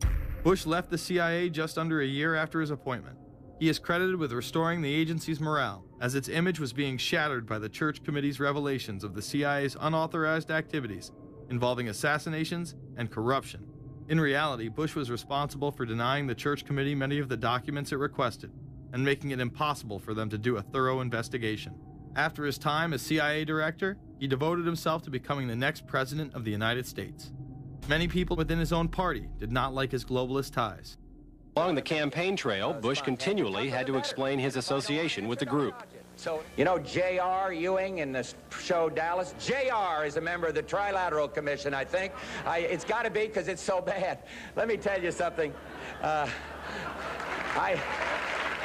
used to be a member of it. I resigned, as I did from every business thing I was in, to concentrate on one thing, running for President of the United States. Ronald Reagan initially had no interest in having Bush as his running mate. Even then presidential candidate Ronald Reagan had questions. I would suggest that maybe Mr. Bush would clear the air if he'd tell us why he resigned. Reagan's backers then forced him to choose their intelligence frontman, George H.W. Bush, as his vice president. But in spite of last year's campaign rhetoric, all seems to be back to normal between George Bush and his old colleagues. And President Reagan, who is relying on many of these powerful business leaders to make his economic package work, will host commission representatives at the White House Monday. After Reagan's election, there was an attempt on his life, just 69 days into office. Astoundingly, Bush would again be connected. So just who is John Hinckley, Jr.?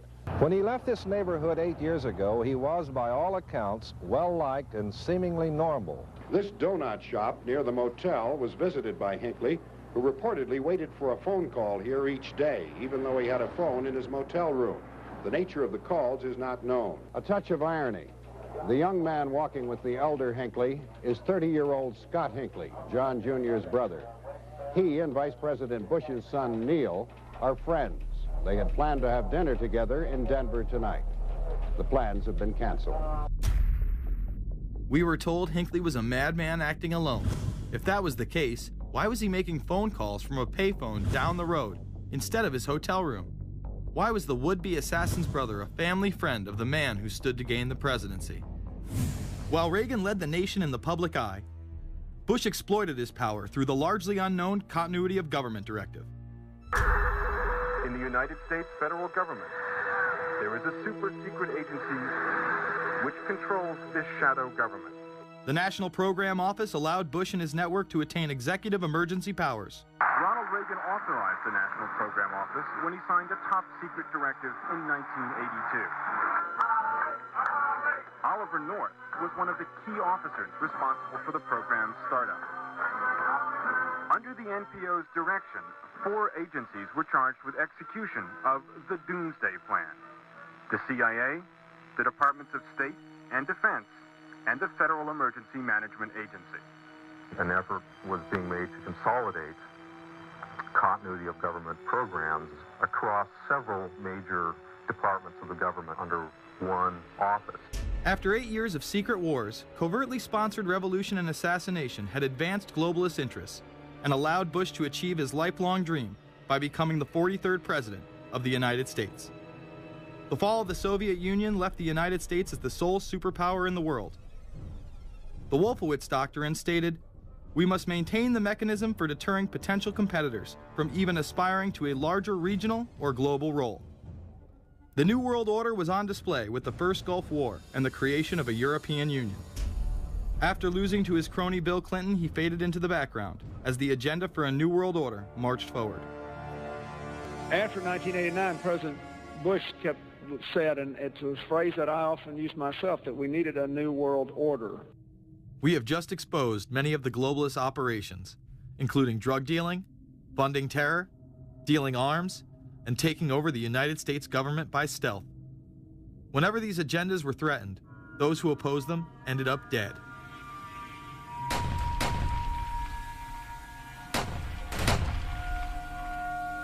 We've got some difficult days ahead, but it really doesn't matter with me now, because I've been to the mountaintop.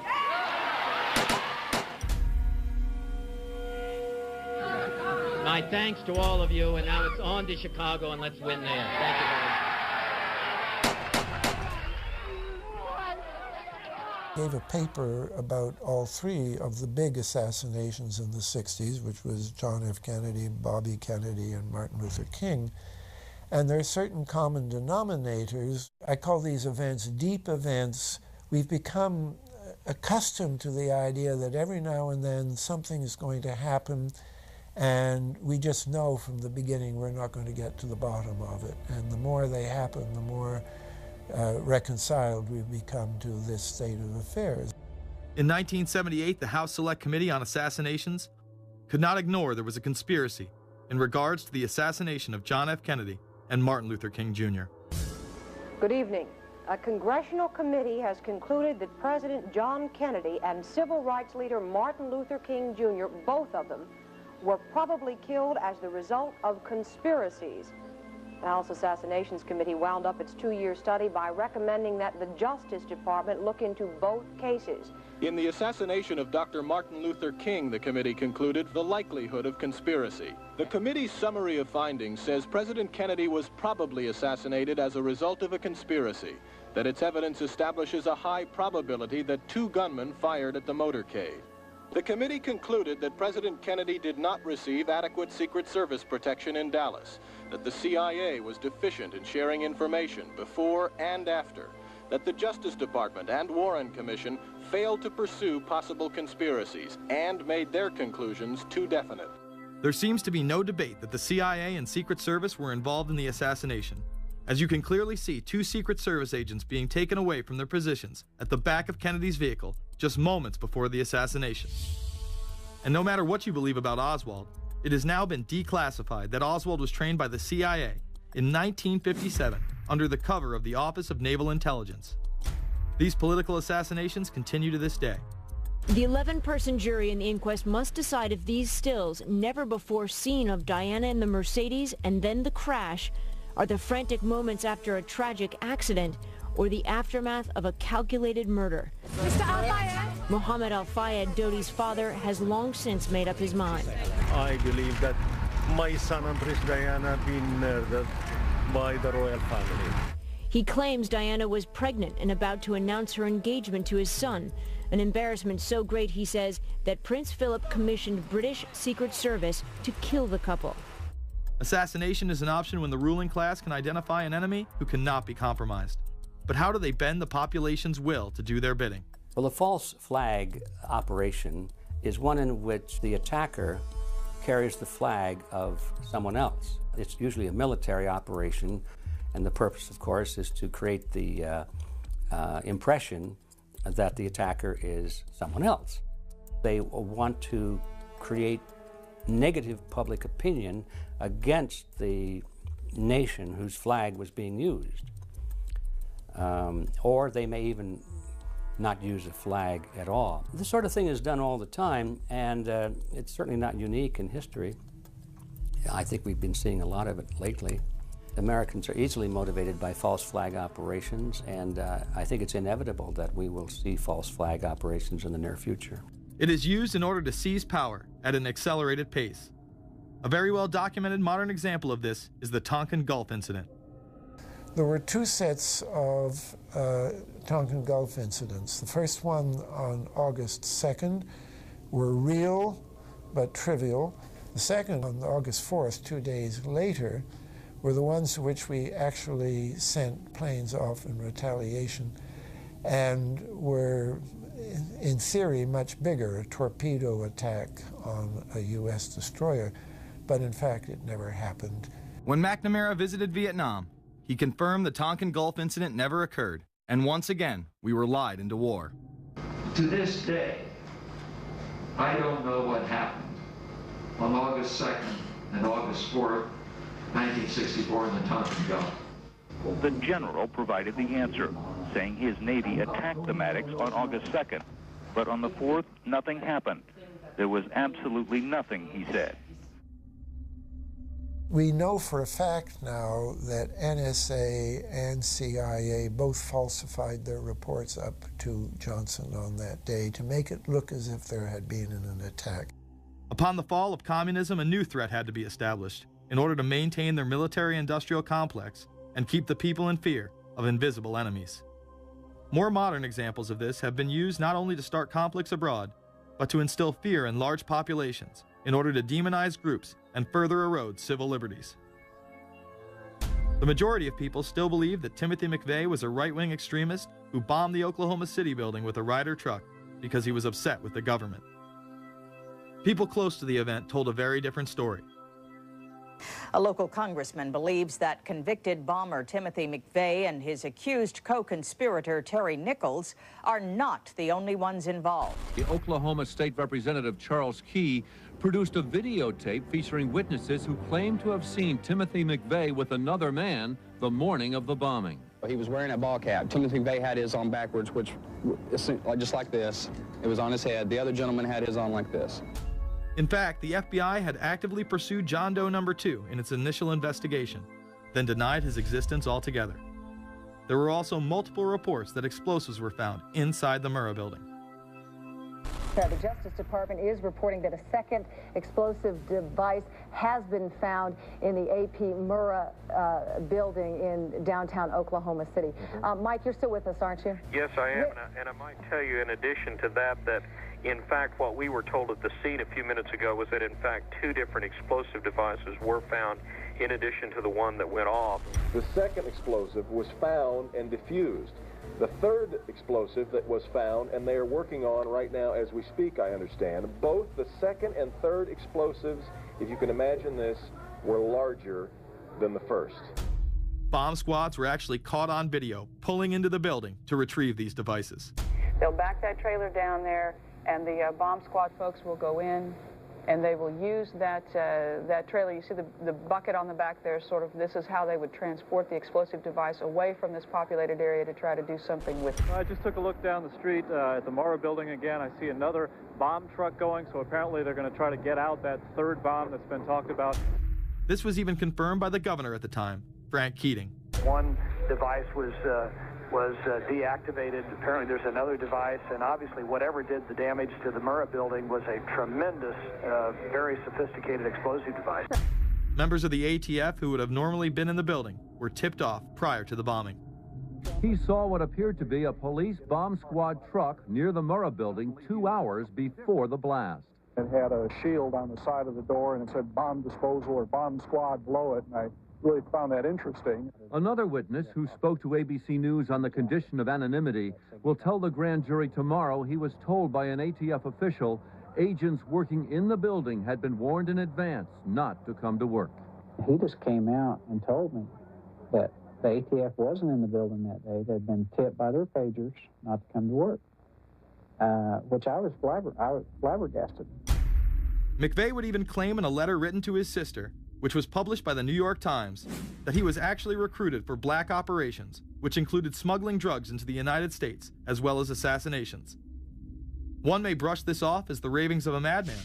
However, McVeigh was filmed at the Camp Grafton military facility in North Dakota on August 3, 1993. McVeigh's official records state that he was discharged over a year prior from the Army Reserve in May of 1992. Perhaps even more interesting is that Camp Grafton was specializing in training troops in explosives and demolitions at the time. When all was said and done, the security tapes reported to have captured the entire thing on video were rounded up and classified. In 2009, they were finally released, and magically none of them caught the bombing. The excuse being they were all having their tapes changed at that exact moment. This event would be labeled domestic extremism, which was used to demonize critics of world government, militias, and create fear within the populace. Muslim extremism seemed to show its ugly face in then unprecedented fashion on February 26, 1993. A truck bomb had gone off in the parking area of the World Trade Center. Luckily, the bombers failed to follow instructions and parked the truck carrying the explosives against the main support column. What is not discussed, however, is the bomb was actually built by an FBI informant under the supervision of the FBI. Ahmed Salam, a former Egyptian army officer who had been doing undercover work for the FBI, was the man who actually built the bomb. When he was told that he would have to use real bomb-making material instead of harmless substitutes, he became suspicious and began taping his conversations with FBI officials. Last winter, the FBI was praised for its speed in cracking the case of the World Trade Center bombing and bringing 4 suspects to trial. Now, there is some evidence that the FBI may have known of the plot in advance through an informant and might even have stopped the bombing that killed 6 people. Notice the media emphasizes that they might have been able to stop it. They then gloss over the fact that the bomb was built by their agent under FBI supervision in conjunction with the district attorney. FBI agents might have been able to prevent last February's deadly explosion at New York's World Trade Center. They discussed secretly substituting harmless powder for the explosives, but they didn't, according to the FBI's own informant, Ahmed Salem. Unbeknownst to the FBI at the time, Salem recorded many of his conversations with his handlers. The actual recording where Salam discusses this with his FBI handler, John Antisev, was released years after the trial. You got paid regularly for good information. I mean, the expenses were a little bit out of the ordinary, and it was really questioned. Don't tell Nancy I told you this. Well, I have to tell her, of course. Well, then if you have to, you have to. Yeah, because, I mean, the lady was being honest, and I was being honest, and everything was submitted with a receipt. Yeah. And now it's questionable. It's not questionable. It's like a little out of ordinary. Okay. You know. All right. I don't think it was. If that's what you think, guys, fine. But I don't think that, because we was start already building the bomb, which is went off in the World Trade Center. It was built by supervision from the Bureau and the GA, and we was all informed about it, and we know that the bomb start to be built. By who? By your confidential informant. What a wonderful, great case. Following the convictions of the Muslims who were too inept to make their own bomb and park the vehicle in the proper area, Salam was pulled into the FBI's Witness Protection Program, where he has never been heard from again. Prior to the largest and most devastating terrorist attack on U.S. soil, the United States was poised as the first truly global superpower. Brzezinski would muse in 1997 that geostrategic success would represent a fitting legacy of America's role as the first, only, and last truly global superpower, and that the only way to mobilize Americans was a truly massive and widely perceived direct external threat. In September of 2000, a neoconservative think tank called the Project for a New American Century echoed Brzezinski's statements, saying the United States is the world's only superpower, combining preeminent military power, global technological leadership, and the world's largest economy. An engine for New World Order ideals, members of PNAC included Dick Cheney, Donald Rumsfeld, Jeb Bush, Scooter Libby, William Kristol, and Paul Wolfowitz. Describing the difficulty in projecting force, they write the process of transformation is likely to be a long one, absent some catastrophic and catalyzing event, like a new Pearl Harbor. This takes us full circle to the September 11th attacks of 2001. In my previous film, Fabled Enemies, I expose in great detail the Saudi Arabian, Pakistani, and Israeli connections in conjunction with this international intelligence operation. In the early 1980s, bin Laden worked with operatives from U.S. intelligence, the Pakistani military, and Arab states. They ran a wide-ranging covert network that recruited and financed Muslim fighters to battle the Soviet army. The hijackers that were trained at U.S. military installations and protected by the FBI and CIA. The military exercises leading up to 9/11, and those that took place as the attacks occurred. Open line. Surveillance, Sergeant Richmond. Sergeant Richmond, Sergeant Life from Cheyenne Mountain Test Control. How are you? I'm doing fine. Okay, I need you to terminate all exercise inputs coming to Cheyenne Mountain at this time. Copy. And stay on loop until I verify that the connectivity is disconnected on the exercise side only. Okay, no, do not do any more inputs on the exercise side and stand by. I got Cheyenne Mountain on the line. Terminating all exercise inputs.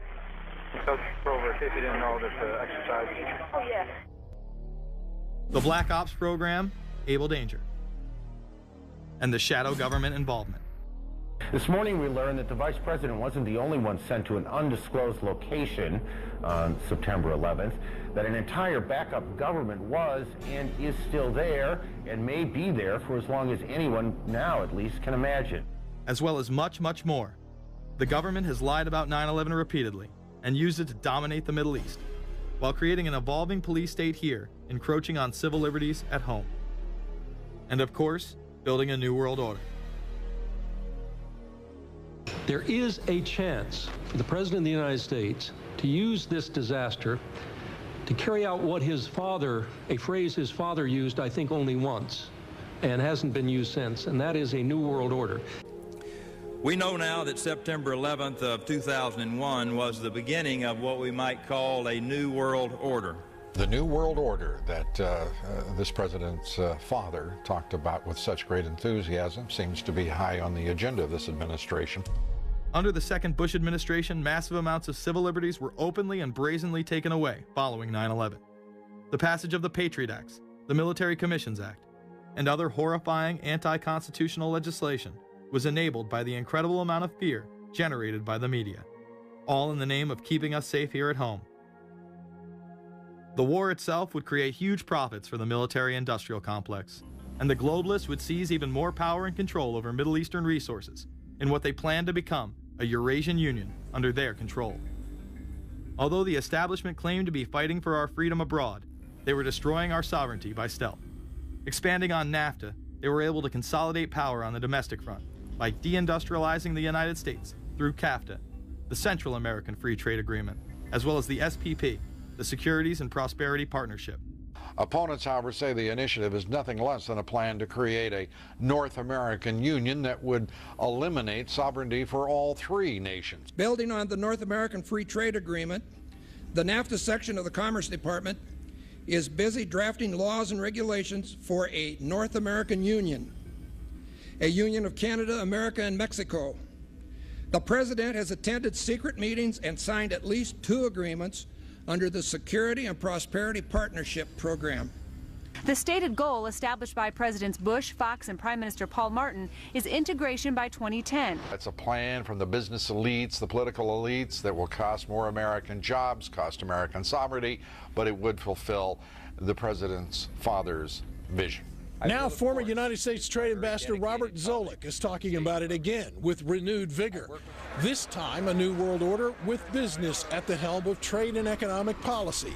It's an agenda that goes hand in hand with the United States, Mexico, and Canada working quietly and behind the scenes to promote a common market with common deregulation for the benefit of multinational corporations.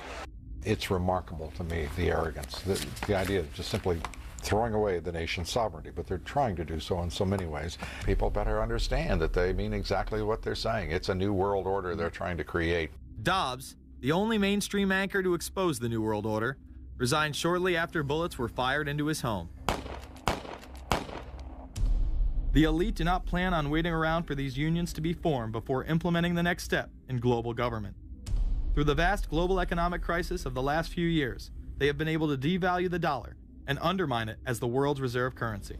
They have allowed the Federal Reserve and IMF to consolidate power by taking control of the Securities and Exchange Commission, as well as issuing a global currency instead of the dollar, disguised as a special drawing rights unit.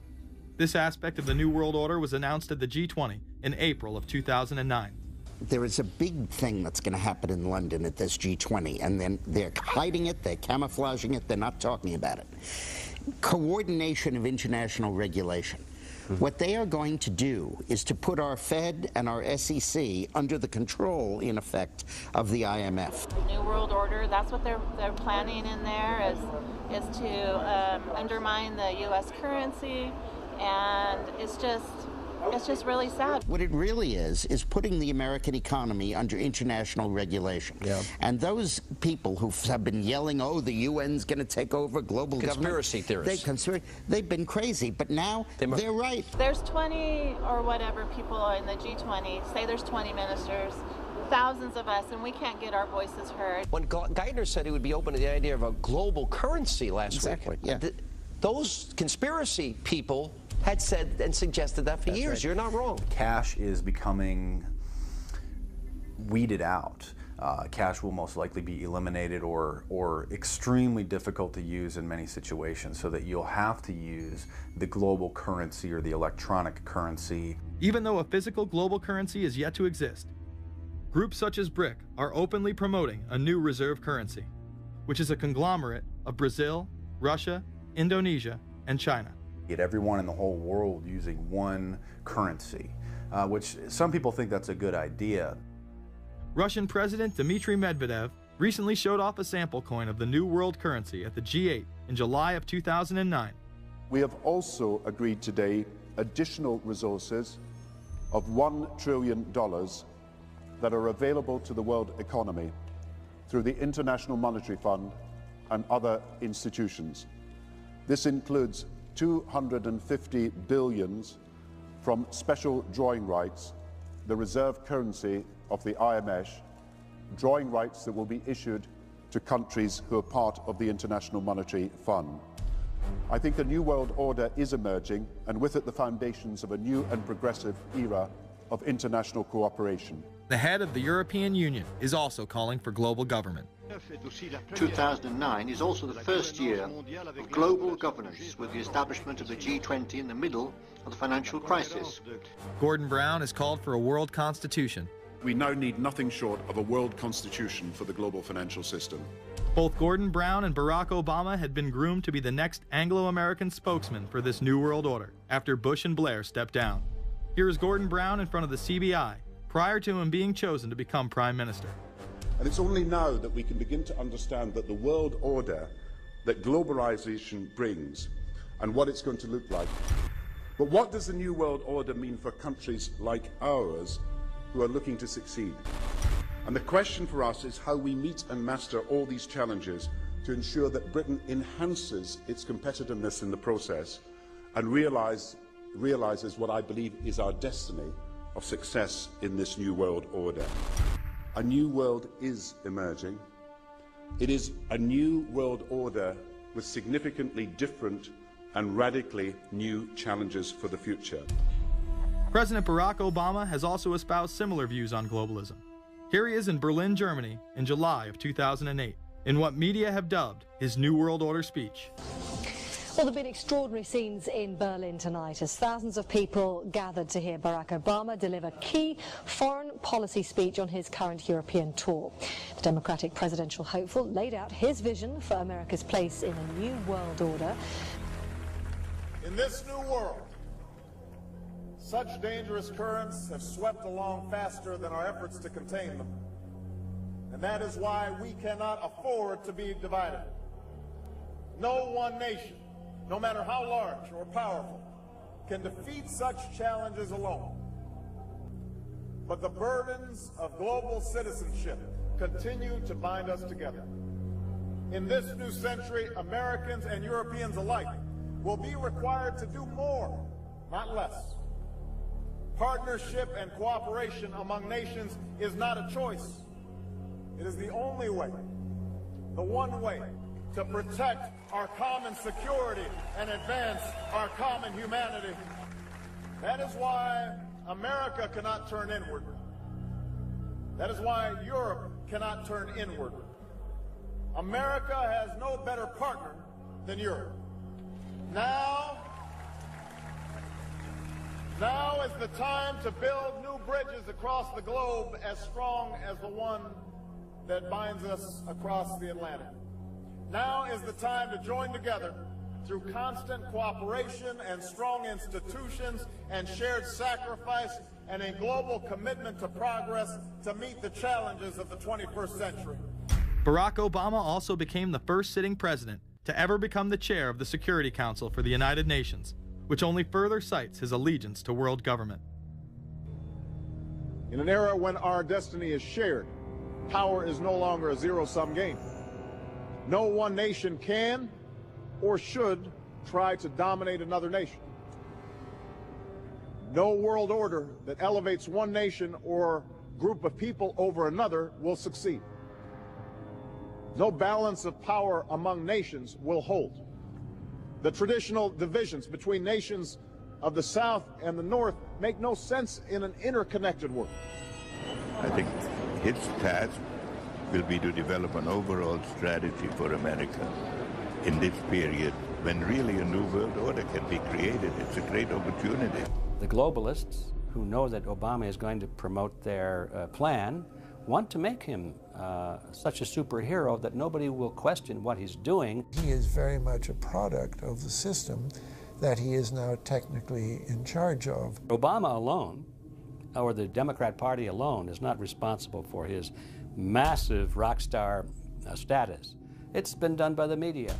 This establishes that Obama is an unapologetic globalist who holds no one nation above another, despite its policies. Perhaps we should move towards a society more like China if that's the case. After all, on the 60th anniversary of the communist Mao regime takeover, the Empire State Building, once a proud symbol of the United States, was lit in the colors of the Communist Party halfway across the world. In fact, following the United Nations Copenhagen Conference in December of 2009, the Washington Post ran the headline, "Copenhagen Climate Deal Shows New World Order May Be Led by US, China."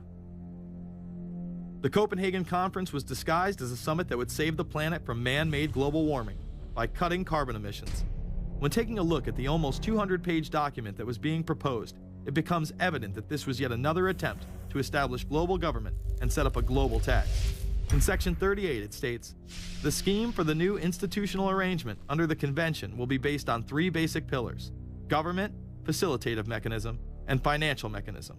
In Section 47, subsection F, it discusses cap-and-trade schemes and carbon taxes and the use of new and existing flexible carbon market mechanisms. These cap-and-trade schemes were just that, a scheme to further transfer the wealth from the poor to the ultra-rich. One of the ways it will drive the change is through global governance and global agreements. The fact that our president even attended should be considered treason. Just weeks before the conference, ClimateGate hit the media. Secret emails confirm that many of the United Nations lead scientists had engaged in fraud in order to promote the idea that man-made global warming was occurring and that carbon dioxide was a toxic gas. In reality, they admitted the Earth had been cooling for the last decade and that they had destroyed the source data in order to ensure the scientific community would be unable to review their findings. Bill Jones was forced to resign from his position at East Anglia University, and Penn State has launched an investigation into Michael Mann. Because of the scandal, many countries refused to sign the agreement, and instead only 25 heads of state, including rock star president and savior Barack Obama, signed a much shorter and broader accord. The document states that a high-level panel will be created, and that parties will be subject to domestic auditing, supervision, and assessment. The climate conference in Copenhagen is another step towards the global management of our planet. The idea that carbon dioxide, the life force for plants here on Earth, is a toxic gas and should be taxed is laughable. There have been numerous periods of time in which the Earth has had vastly more carbon in the atmosphere than present day. In areas where there have been volcanic eruptions which emit large amounts of CO2, plants have benefited, and there is no negative impact on the surrounding environment, as well as indigenous people, from the excess carbon dioxide. The globalists promote this theory to keep mankind in fear, not only for the establishment of a global government and a global carbon tax, but the literal control of the entire planet. An even darker side to the scam of man-made global warming exists. In reality, it's about population control. Ted Turner reveals himself here in this interview with Charlie Rose. We've got to stabilize the population. When I was born, there were what's wrong with the population? I mean, too many people. That's why we have global warming. We have global warming because too many people are using too much stuff. We've got to stabilize population on a voluntary basis. Everybody in the world's got to pledge to themselves that 1 or 2 children is it. Not doing it will be catastrophic. We'll have 8 degrees, we'll be 8 degrees hotter in 30 or 40 years, and basically none of the crops will grow. Most of the people will have died, and the rest of us will be cannibals. Civilization will have broken down. What the few people who are left will be living in a failed state like Somalia or Sudan, and living conditions will be intolerable. The droughts will be so bad there'll be no more corn growing. Not doing it is suicide. Unbelievably, when Turner met with other globalists, David Rockefeller, Warren Buffett, Bill Gates, Michael Bloomberg, and even Oprah Winfrey to discuss population control, they were portrayed as superheroes. Behind closed doors on this New York campus, a secret gathering of some of the world's most powerful people. Gates, Buffett, Bloomberg, Winfrey. It was like, well, it was like the Super Friends. In the great hall of the Justice League, there are assembled the world's 4 greatest heroes. Together with others at the meeting, including George Soros, Ted Turner, David Rockefeller, they're worth more than $125 billion. The new Superman and Wonder Woman, the super rich friends, not fighting bad guys, but fighting for good nonetheless. Would a superhero call for a one-child policy? Would a superhero call for population control? In a recent interview, he claims that 2 billion people would be ideal. That means 4 billion plus must die to accommodate a man who owns more acreage than anyone else on the planet. Let's not forget that Ted Turner is the president of the United Nations Foundation. There are countless examples of how we are being indoctrinated to accept these kind of conditions and believe that man and his activities are the problem. From the promotion of climate cops, we're the carbon cops and we're on the lookout for energy wasters, to phony liberals and conservatives getting together to promote climate change. Hell, let's face it, we're polar opposites. We couldn't be further apart. I'm on the left, and I'm usually right. And we strongly disagree. Except on one issue. Tell them what it is, Reverend Pat. That would be our planet. Taking care of it is extremely important. We all need to work together, liberals and conservatives. So get involved. It's the right thing to do. Now there you go again. The New World Order will stop at nothing to achieve planetary dominance, whether it be assassination, wars based on lies, and even a phony environmental movement. So it should come as no surprise that they have been tracking, tracing, and databasing our lives for years. Many people are aware that the Bush administration engaged in warrantless wiretaps on American citizens. What they don't understand is that it has come out in court that all the major telecommunications companies have been secretly storing every piece of data received from our phones and our computers and handing them over to the National Security Agency. You heard about the government secretly listening in on phone conversations without a warrant, but there is evidence that your email is also being tapped. The government has been intercepting most emails as part of its terrorist surveillance program. That program has been criticized as illegal because it's missing an important ingredient: search warrants. Several years ago, Klein says he came to suspect that AT&T had installed secret computer gear designed to spy on internet traffic at the request of the National Security Agency. This is just a small part of the picture, as AT&T was not the only company involved and emails were not the only issue. The NSA was installing Norris Insight systems, which are capable of monitoring billions of bits of internet traffic per second. It was also able to monitor any calls trafficked through its system, all websites visited, all instant messaging, and separate types of transaction records.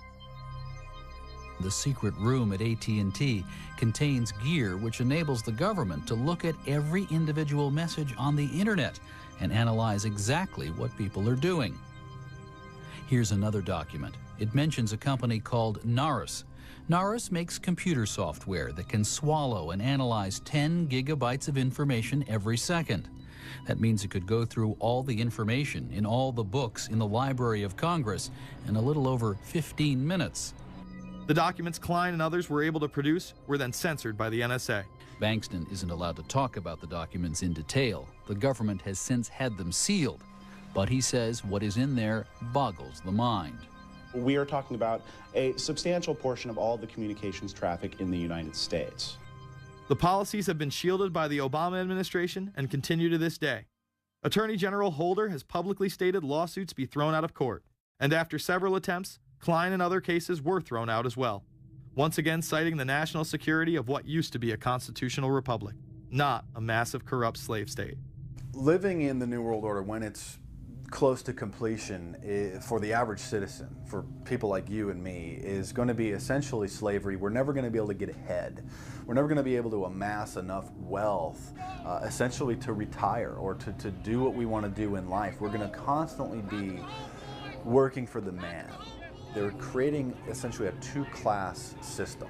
So it's going to be an inner ruling elite and then everyone else. And I got news for you.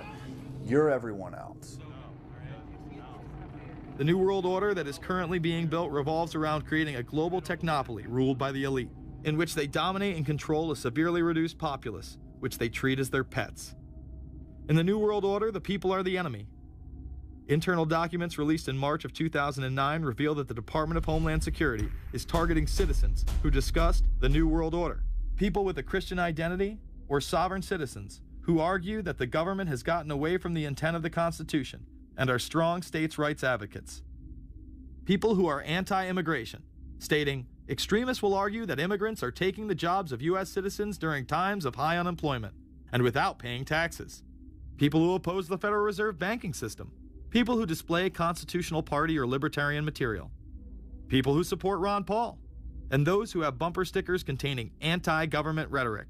This document is one of literally thousands that make everyone a possible terrorist.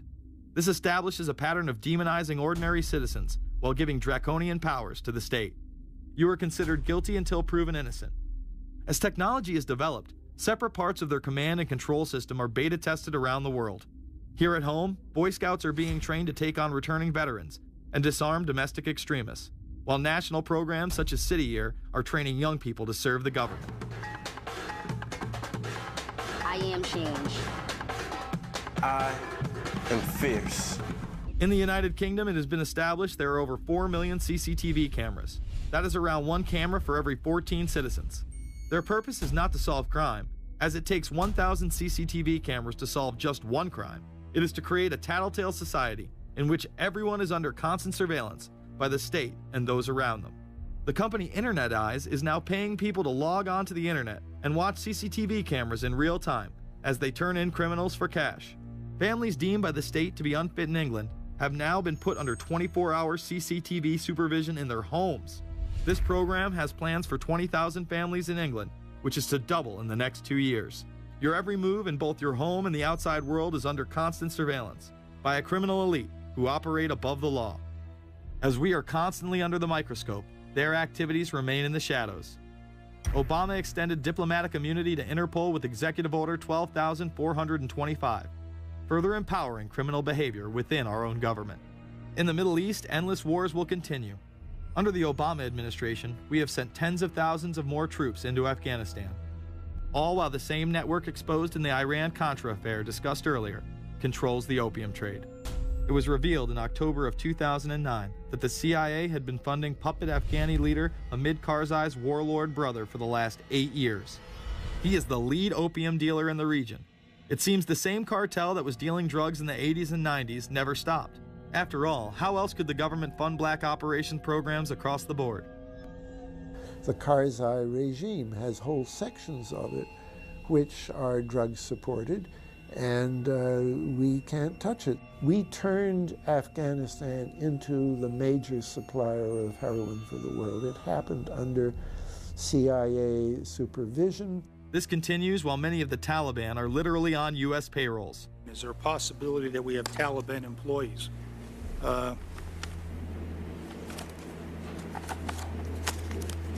The commander in the field, or I should say the COCOM commander, General Petraeus, has made it a conscious effort to, as part of his coin strategy, to hire local nationals. I can't talk in this form, nor am I the qualified guy to talk about it, but there is no doubt in my mind, one day you're on one side of the ledger, the other day you may be on the other side of the ledger. Biometrics have been instituted in both Afghanistan and Iraq, where individuals are subject to fingerprint devices, iris scanners, and electronic databases, to screen local residents as well as DNA tests. This includes anyone within the populace of a combat zone. Someone has to go out there with the biometric registration equipment, take your iris scans, take your scans and get you registered in the system like that. As scary and tyrannical as these systems seem to be, none may be as dangerous as the implantable RFID microchip.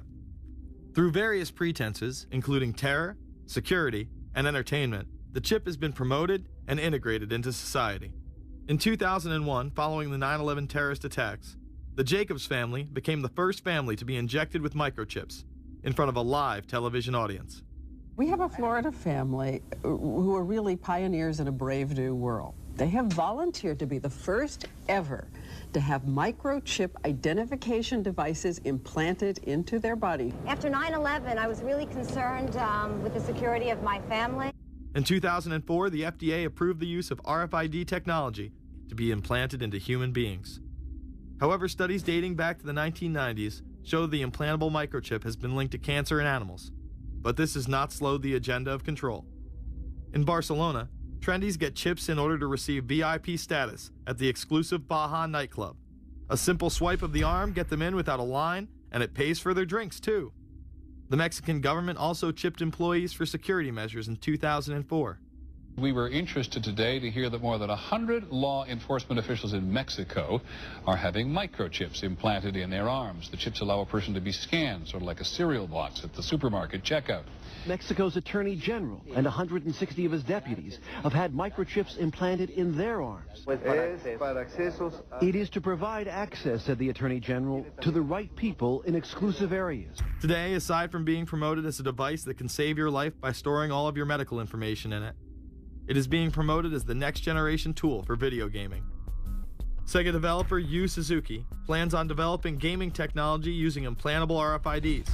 He states, people that have some sort of chips in their bodies to be able to keep track of vital signs, so it doesn't have to be a scary thing. But you could put a sensor here, you know, a bit like the Matrix, as he points to his arm. It's not really something only in the future. Some people already have them, chips in their bodies. Suzuki is correct. It has never been easier to order a microchip online and implant it under your skin. Microchips implanted in your hand, arm, or shoulder is just the beginning. Some have already taken implantable brain chips that may enable the blind to see again, the deaf to hear, and much, much more, including the ability to download information directly into the brain and instantly communicate with anyone in the world, creating a worldwide mind. It's very interesting that the way that the New World Order is going is moving towards a system that is identical to that, whether it's going to be an implantable microchip, an RFID, a thumb scan, whether it's going to be some sort of a tattoo. Imagine a planet where every human being is required to be chipped at birth.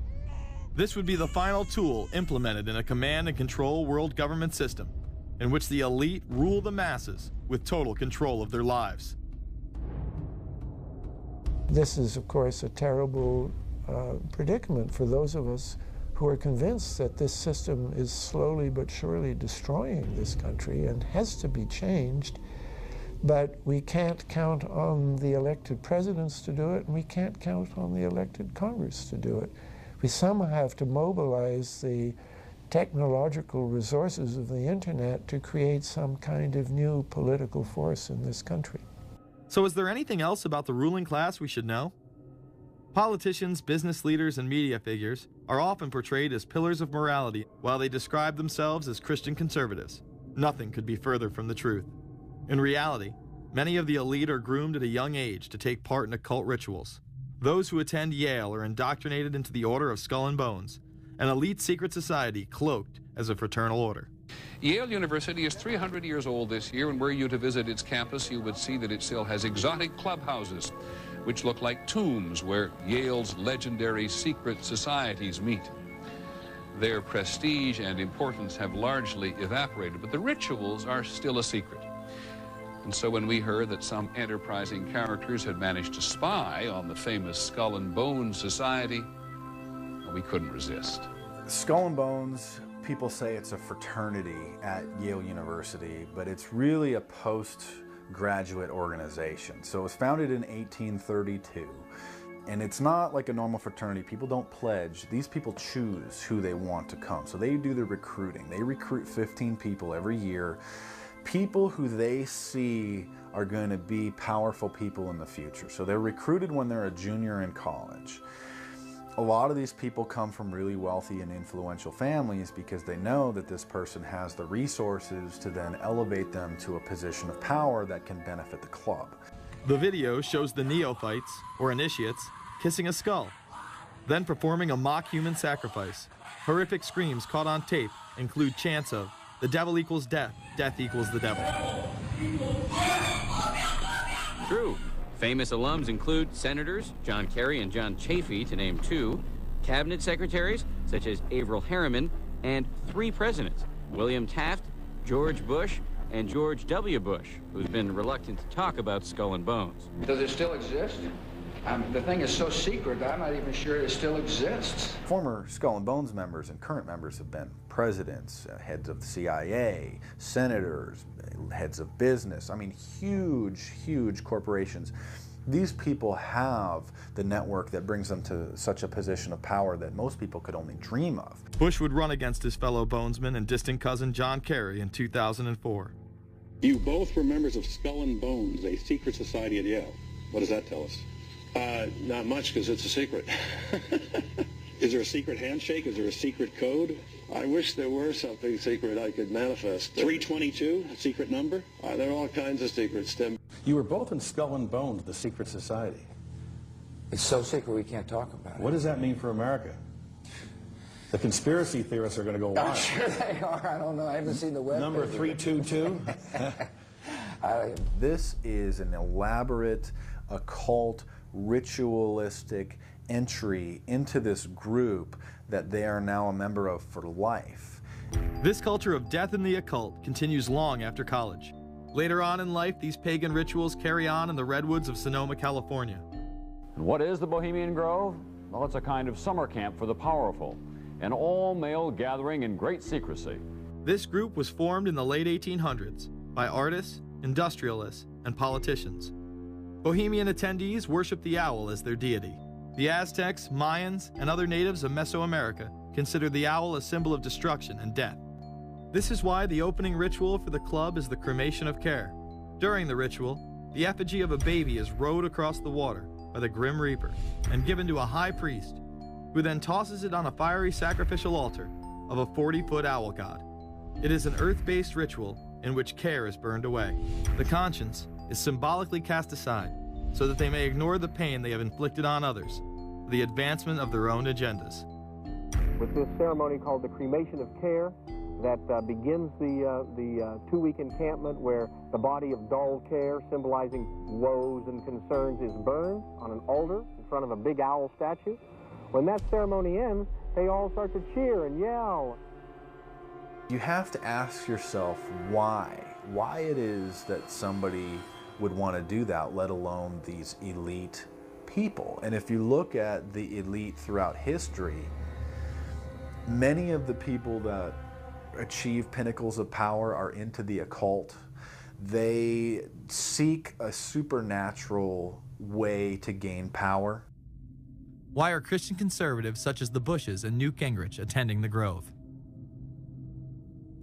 And I recognize I'm not going to be invited to Renaissance Weekend or that Bohemian deal where Newt, Rush, and Dick all sit in a teepee naked beating on tom-toms. Why does the media barely mention the Grove? Because many of them are in attendance.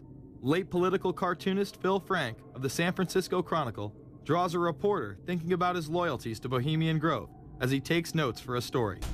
Stories about what happens in these redwoods are hard to come by. A campground statue reminds Bohemians to keep their mouths shut about the Grove.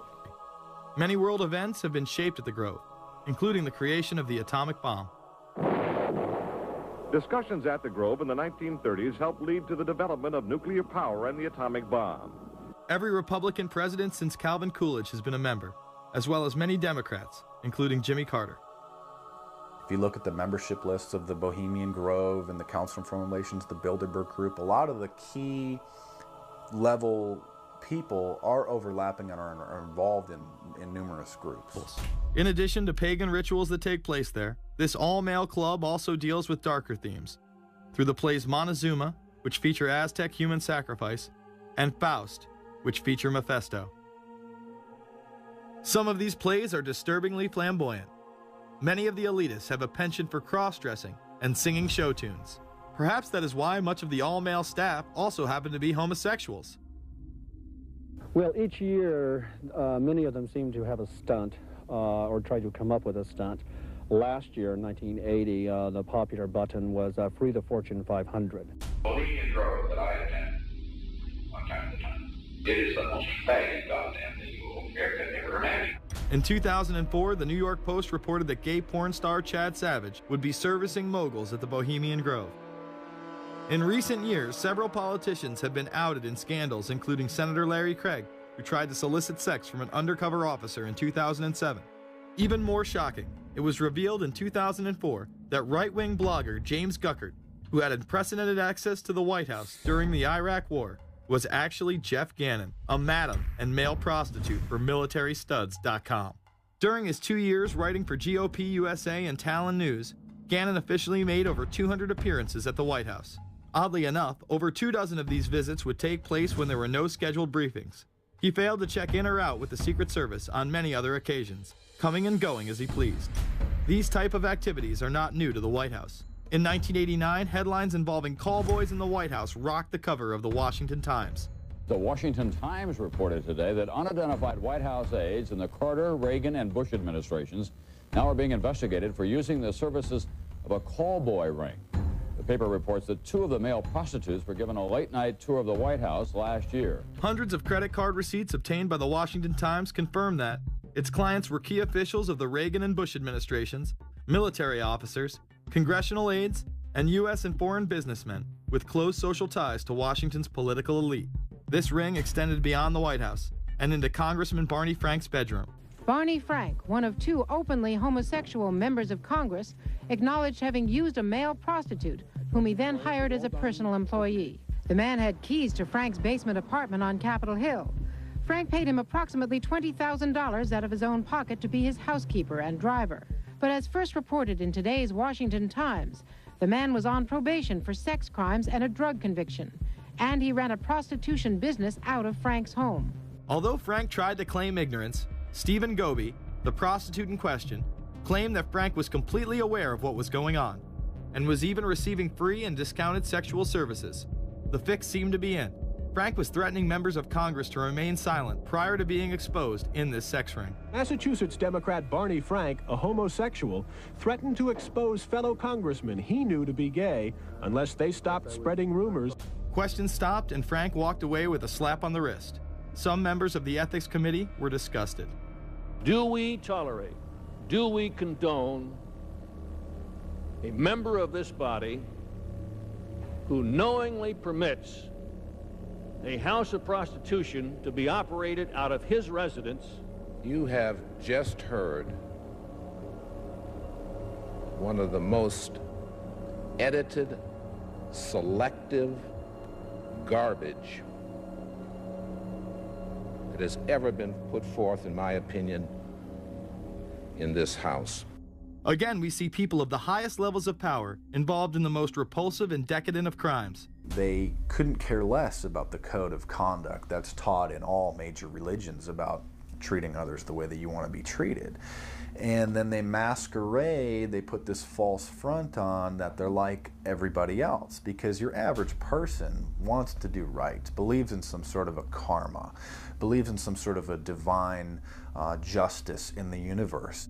And so these people need to put on this front that they're like the average Joe in middle America, that they go to church every once in a while, and that they believe in an afterlife and a divine justice. And so they have to put on this front that they're like everybody else in order to get elected and to be accepted and to not have people look at them suspiciously, because if somebody goes around and openly admits that they were an atheist or that they were of some obscure religion, people aren't going to throw their support behind them as much, and they're not going to trust them as easily. The reality of this behavior is never revealed to the public, as the media keeps any revelations quiet. Unfortunately, these type of activities continue to this day. Florida Congressman Mark Foley chaired the House caucus on missing and exploited children and went on television praising Chris Hansen's To Catch a Predator series.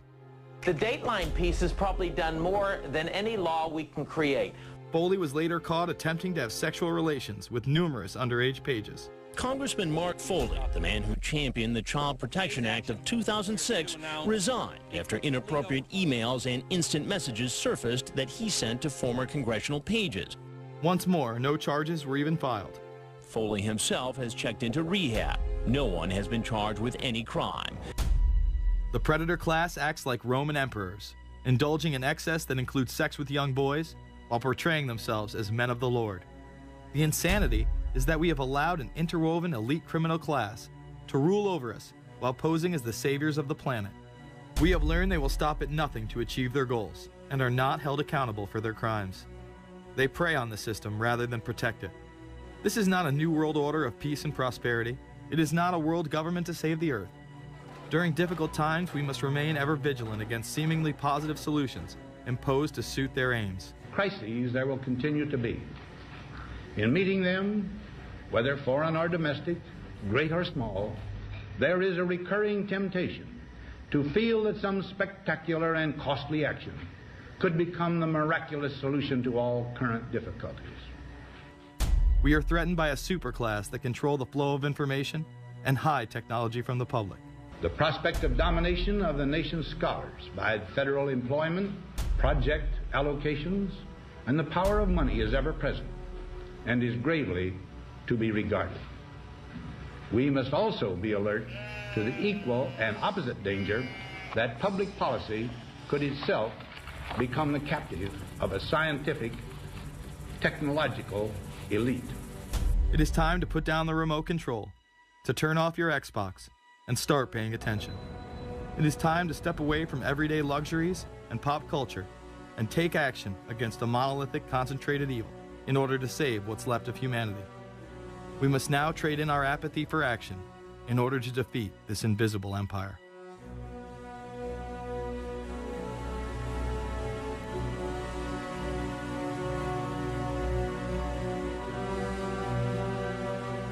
How set up are we to deal with this New World Order? I think we're going to hear a lot about that today. Let's take the New World Order. It's an interesting phrase. I've been thinking a little bit about the structure of the world, right? The New World Order, as everybody says. The peace could yield to the pernicious New World Order. The New World Order. The New World Order. The New World Order. The New World Order. This New World Order. Stay fixed on your goal of imposing the New World Order. We kept talking about a New World Order. A New World Order. That's what we need now. A new world order with swing. One war and one victory doth not a new world order make. Conservatives used to believe in the United States of America rather than the United States of the New World Order. The ambition to create a new world order. Whose world order is this? And of course, what he called it was the New World Order. Respect for a new world order. We can see a new world coming into view, et cetera, et cetera. That's the core of the New World Order that we want to try to build. It's the sole superpower, New World Order. New World Order. A New World Order. To a new world order of peace. Let's say a New World Order, for want of a better term. Entities of the New World Order. The whole concept of New World Order is something else. It really says that the state is God. The state will play a bigger role in the economy. New order. What Wilson wanted was a new world order, not just a new world order. In order to compete in the New World Order. Compete in this New World Order. This is the third leg of the New World Order. We had the World Bank, we had the IMF, and now we had the World Trade Organization. A rigid New World Order. This hoped-for New World Order. Constructing a new world order. In the New World Order of the 21st century. The new world order we're going to put in place In this New World Order. In this new world order. The patriots in this country are not going to see their rights diminished in order to create a new world order. That President Bush has described as a new world order, which we all share that same desire. A new world order is surely in the making here. Are we ready for the new world order? It's a timely and often controversial question. You don't hear a politician speak the way you do in America. It's about the future of Europe and a new world order. Mr. President, thank you so much, and I hope to have you again, and I hope to see you again.